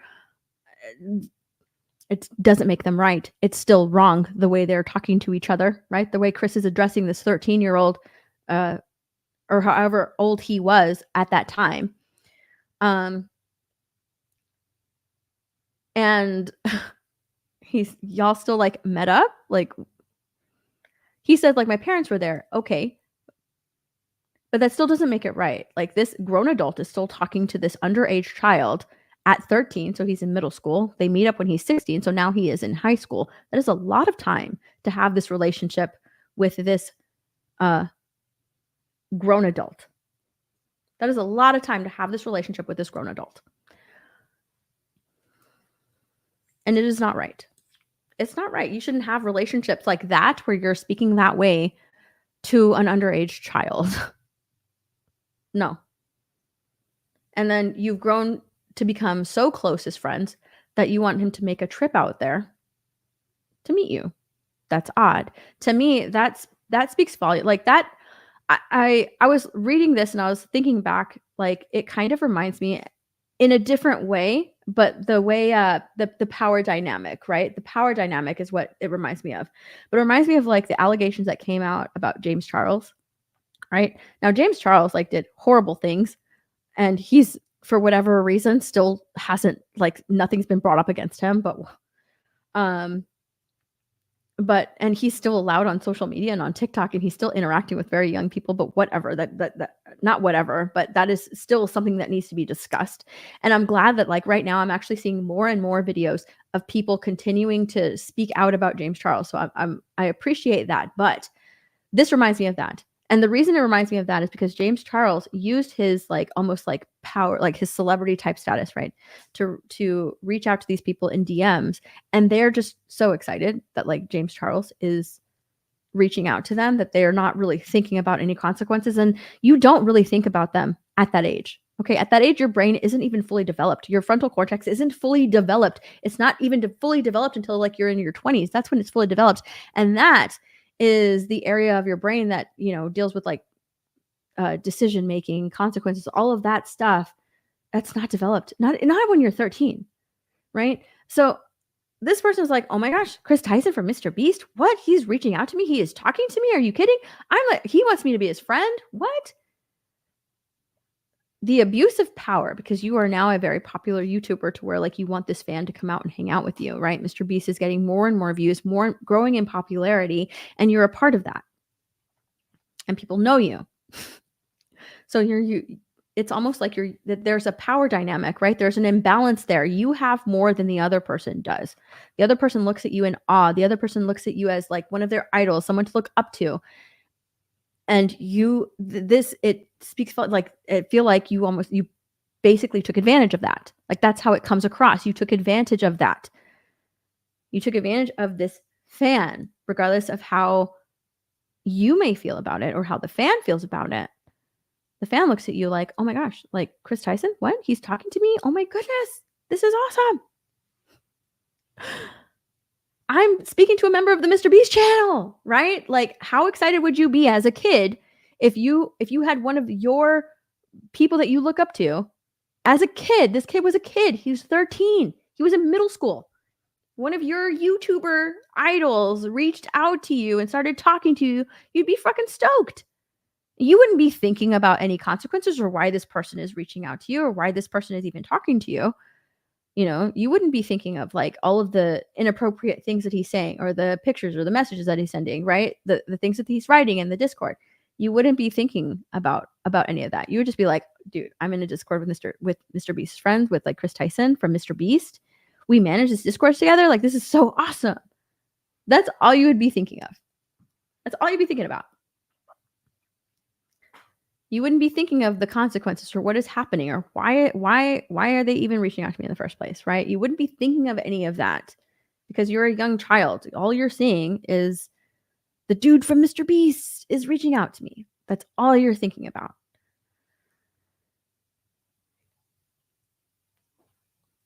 Jake the Viking came out and said Jimmy knew. So he claims that Mr. Beast knew about the alleged allegations of Kris Tyson talking to a minor. It makes sense, right? I even replied to this tweet by Jake the Viking. I was like, it makes sense. They've been friends for years, since the beginning of the Mr. Beast channel. That is Jimmy's oldest friend. And they've been together for so long. They've been best friends for so long, haven't gone, very long without seeing each other, right? Like when they were younger, they used to live together. It would make sense if he knew. It would make sense if he knew. Then it would make perfect sense.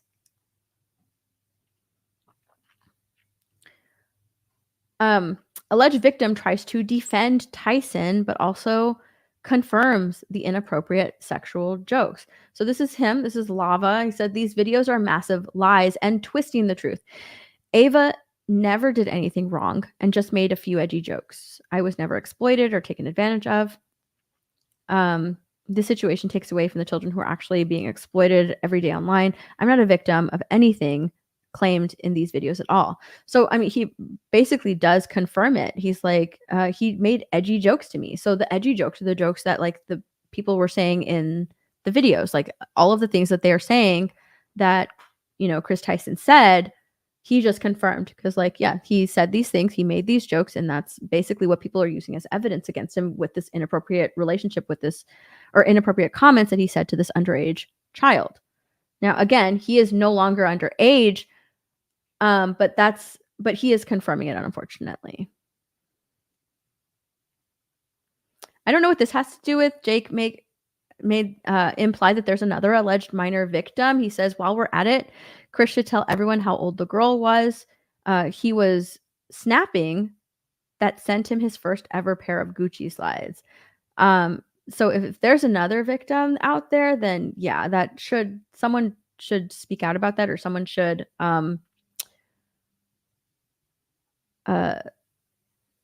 if there are more, you know, victims, more people, because there never is just one, right?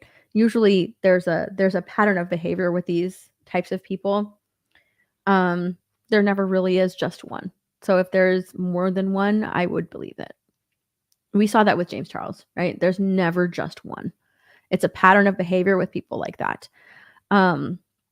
Gays Against Groomers demands that Kris Tyson be removed from Mr. Beast videos. Gays Against Groomers put out a tweet. Hold on.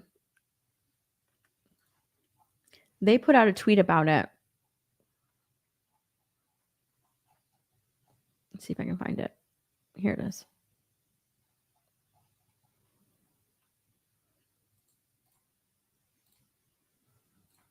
A lot of people are saying that, like, oh my gosh, this, a lot of trans people, a lot of, you know, people that support trans causes and trans people are saying that, are coming out with statements saying that Kris Tyson, you know, you're just perpetuating the stereotype that people have out there. You've moved the trans movement back 200 years. Like, they're really upset at Kris Tyson for this.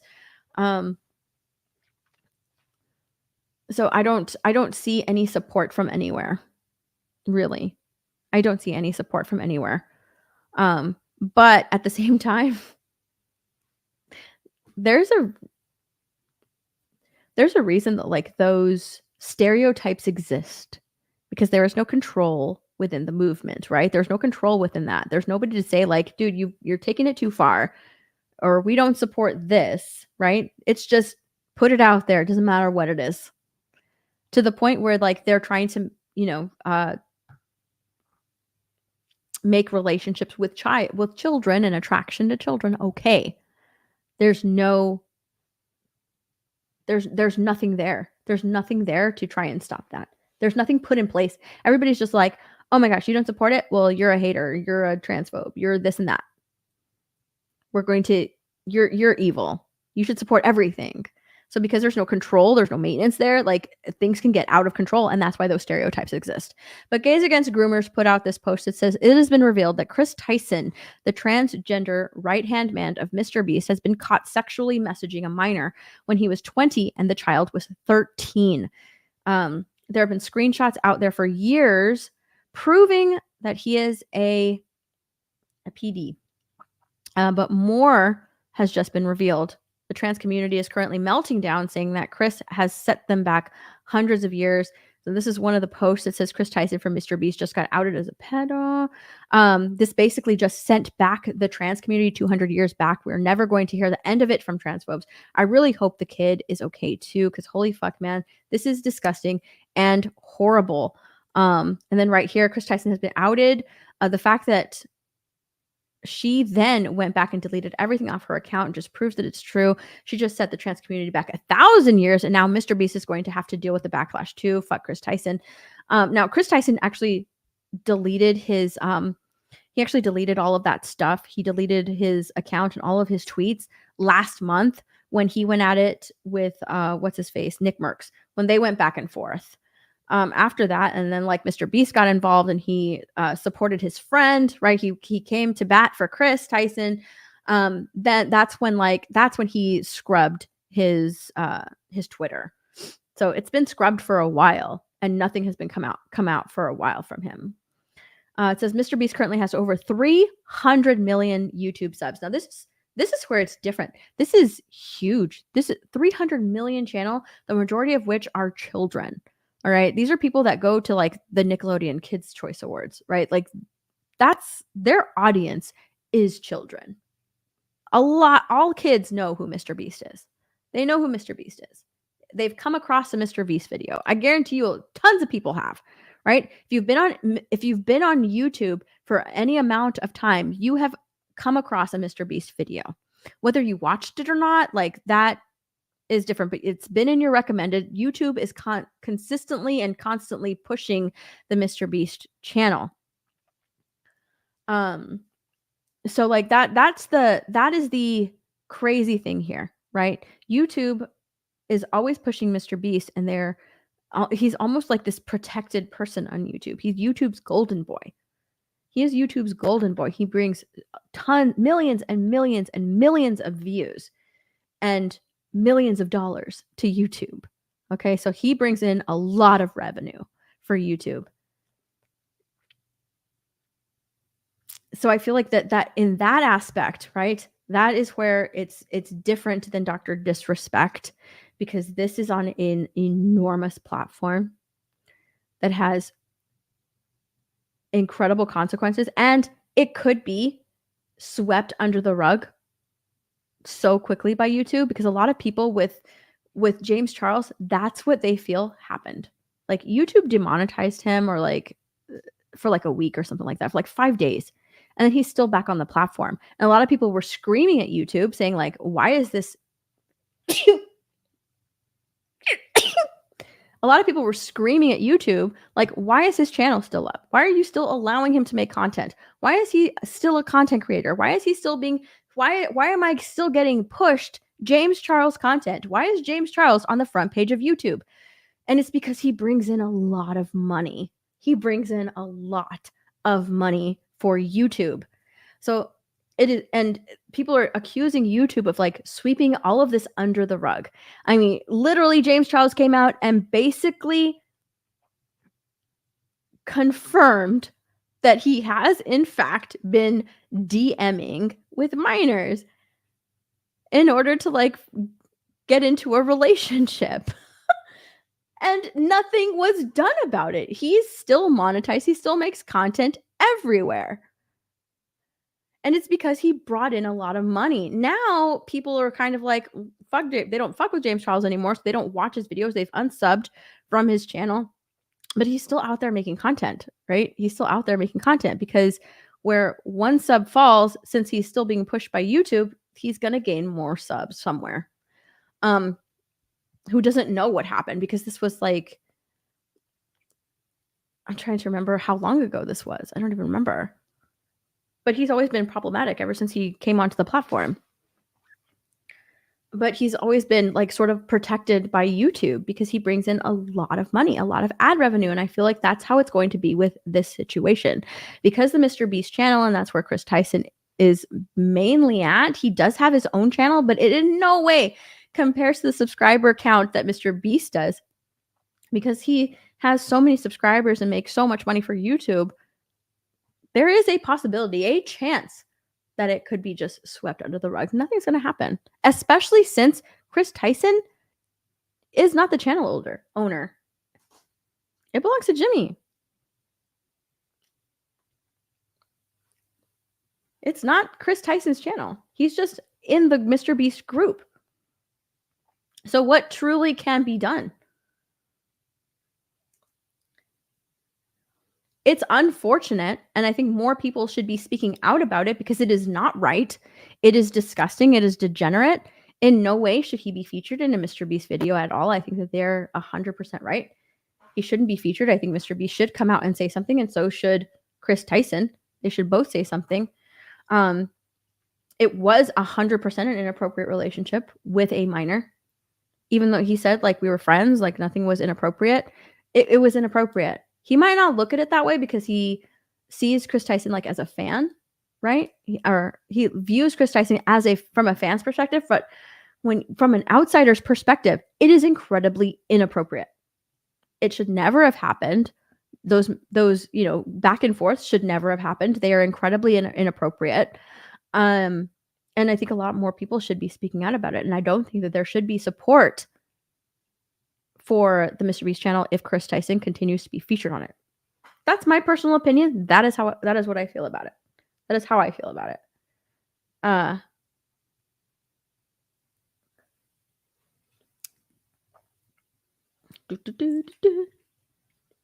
And now I have finished my makeup and I am finished with this stream. We're done. Yay! Really quickly, I have been talking and talking and talking. Let's read some member messages and super chats. Let's do it. Mike has bad knees. Channel member for 4 months. Hi, home from my nerdy Steph. What's up, Mike has bad knees? How you doing? Alberta not a retro for toe. Wait, they threw Mr. Miyagi under the bus. I kind of feel like they did. Well, in a way, they gave him this weird backstory that makes him look like a bad guy. Makes him look like, like he committed a crime and fled and didn't take any responsibility for his actions. Like, that's how it looked. Didn't like that. Didn't like that. Biggles member for 38 months. That is a long time. Oh my gosh. Steph, remember that one time I watched half a billion oh my gosh, makeup tutorials so that I could have this message that shows how long you've had memberships.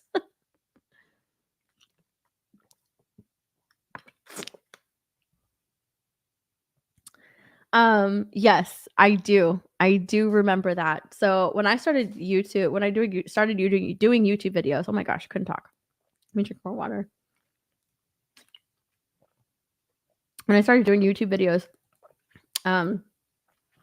I did like makeup tutorials and like reviewed makeup and stuff because and I sort of like hid my my like nerdiness and stuff, but it was something new that I wanted to try.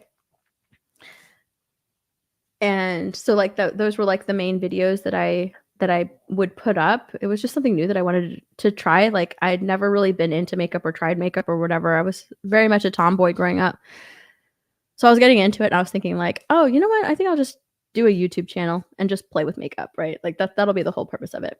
So those were the videos that were on my channel, and I got monetized, but then, when I did all I could with the makeup, I was like, I don't want to do it anymore. And I had a big life change at that point. So I stopped putting out content on YouTube. When you do that, after a certain amount of time, you lose your monetization status. So when I came back and started making videos again, I was trying to get remonetized, and Biggles helped by like putting all of my old videos on loop. So he would listen to like me doing like my old makeup stuff on loop. And then because he did that, he kept getting recommended makeup videos. It was so fun. I feel terrible, but yeah, I'm grateful that he did that. Justin Martin's gifted a membership. Thank you so much. And then Alberta Not Retro for 5. Soypool and Woke Vereen will be super woke with Wade and Logan needed to be rescued by female cameo players. I don't think that'll happen.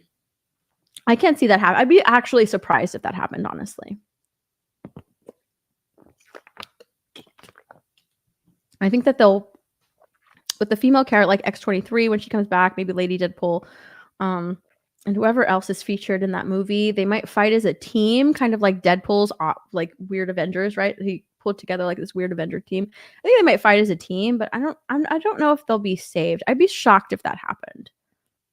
I would be shocked if that happened. But you know what? It's Marvel. I wouldn't put anything past them either. Greg the Goblin for $20. Thank you so much. Thank you. $20. Jay told me to give you money. Well, thank you, Greg, and thank you, Jay. I really appreciate that. Yeah, thank you so much. I've decided to do a lot more on my channel. And I'm currently like making an Acolyte video. So, because I want to put out content on my channel, not just stream. So I really appreciate y'all's support because I do this like, you know, full time with G&G and then on my own. I feel like I kind of, and I don't have like the subscriber count that a lot of my colleagues do. I feel like I have to work like really, really hard, twice as hard as they worked when they first started. So I really appreciate you guys' support. It really means a lot to me. Psychotic Mongoose gifted a sub. Thank you, Psychotic Mongoose, for always being there. Oh, I have to sneeze. Alberta Not a Retro for $5. All Harris ever did was leave an innocent on death row for over a year.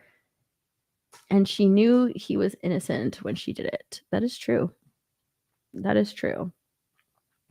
Spirian gifted a membership. Thank you, Spirian. Alberta Not a Retro for 2. Is all kitty corn anyone ever says. Otherwise, ban them. Yeah. Oh my gosh, Ian Soforth with 20 memberships. Holy crap. Hold on, I need to.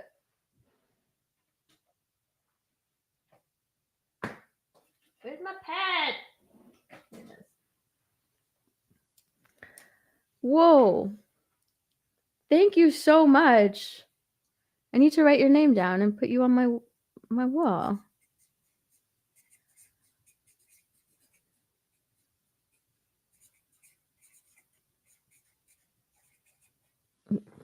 Thank you so much for those 20 gifted memberships. Holy crap.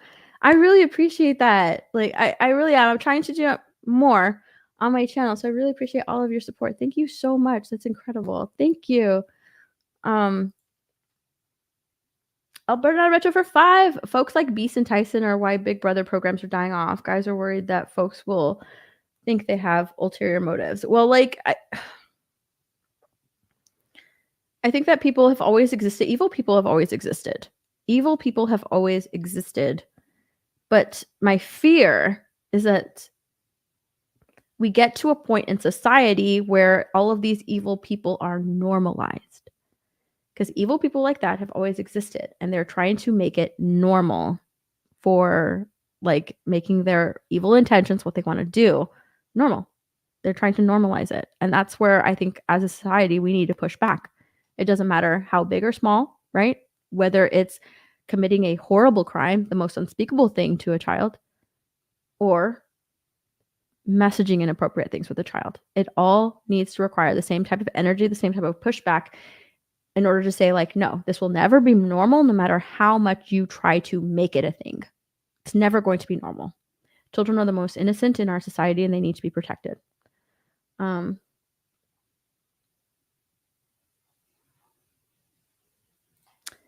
Lewis for $5 heals up. Harris has been well prepared for this role. She's been taking heavy loads all her life. Also, rip. Oh my gosh. Yeah. We need to. He needs to say something. All right. We need to see a photo or something. They need to release something. Let me look. Okay, hold on. What is this? Hold on.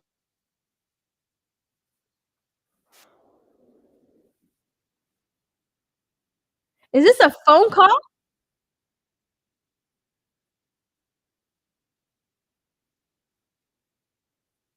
Okay, hold on a second. Breaking news. Hold on a second. Everybody's wondering, where's Joe Biden? Where's Joe Biden?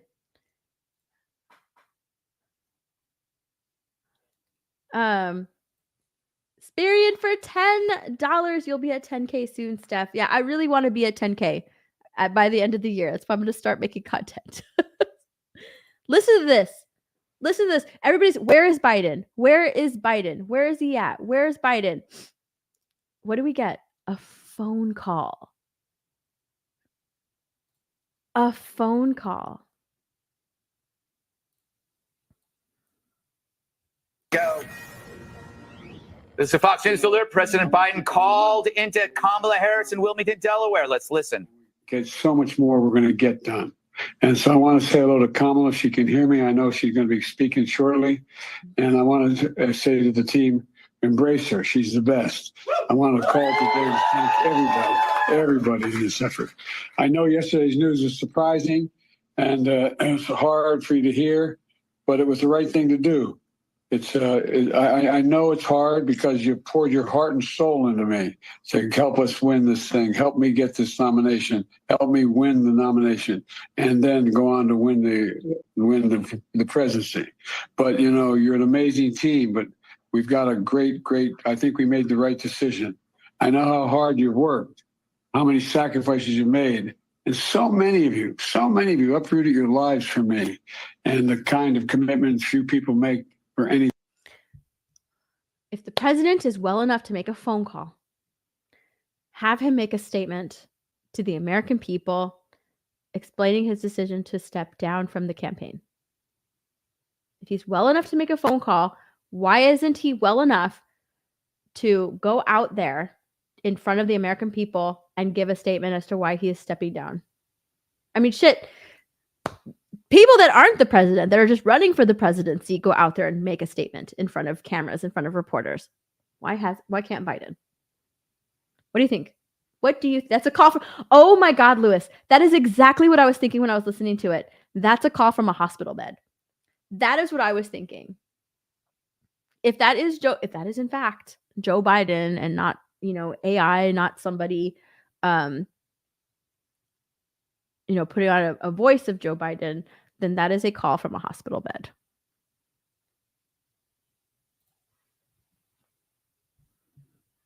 That is a call from a hospital bed. If that's someone, pretending to be Joe Biden, because I was like listening and to, like I've heard AI deepfakes of like Joe Biden's voice. They never really like get the mumbling down of Joe Biden. And I was listening to that in this, right? I was listening to that in this. There's the mumbling. There's the, we're in America. It's just not, right? So I think that like, I don't think it's AI. I think it's like somebody, if it is in fact somebody else and not Joe Biden, it's somebody pretending to be Joe Biden. Then they're doing the mumbling on purpose, which is fucking hilarious. Which is fucking hilarious. Oh my gosh. Alberta not retro for 5. Chrissy Meyer outed XXX actor Asa Akira as a predator of boys. On the Chloe show, David Coy, or beef supporter? Her perspective. I did not know that. I don't even know who that is. I'll have to look at that. I'll have to look that up because I have no idea who that is. But good.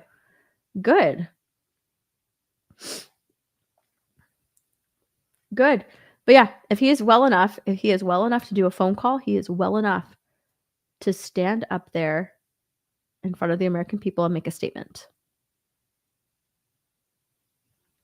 Yes, unless this is in fact a call from a hospital bed. She's a corn star. Okay. Yeah, I don't. Oh, you know what? When you put XXX actress, I thought of this.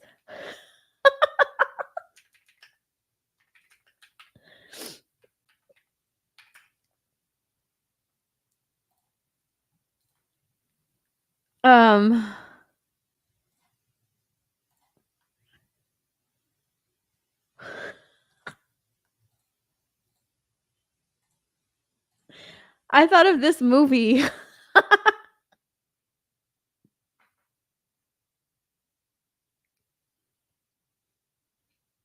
Now I get, okay, I get it now. Never mind.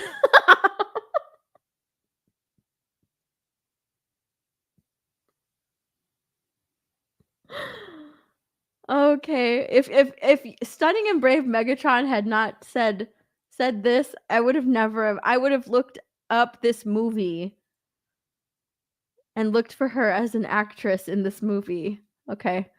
All right, I got it. I got it now.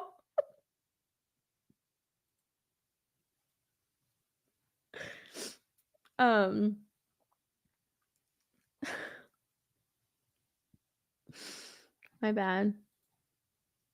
I don't know corn. Spirian for $5. I used to be a correctional officer, and there was a woman who could never be released because she liked. Oh, disgusting. I can't even read the rest of it. That's disgusting. Mm-mm. All right. I am going to get going. I'm going to get going. Thank you guys so much for all of your support. I really appreciate it. Really appreciate you guys hanging out with me. And yeah, I think on Mondays, Makeup and Media is back. Tomorrow will be TikTok Tuesday. And I have a few things to talk about. Lewis is going to enjoy that episode. Tomorrow's episode. It's going to piss him off. Anyways, yeah, tomorrow, TikTok Tuesday. Makeup and Media is back. Thank you guys so much for supporting it. I really appreciate it. And yeah, I'll talk to you guys later. Bye, everybody.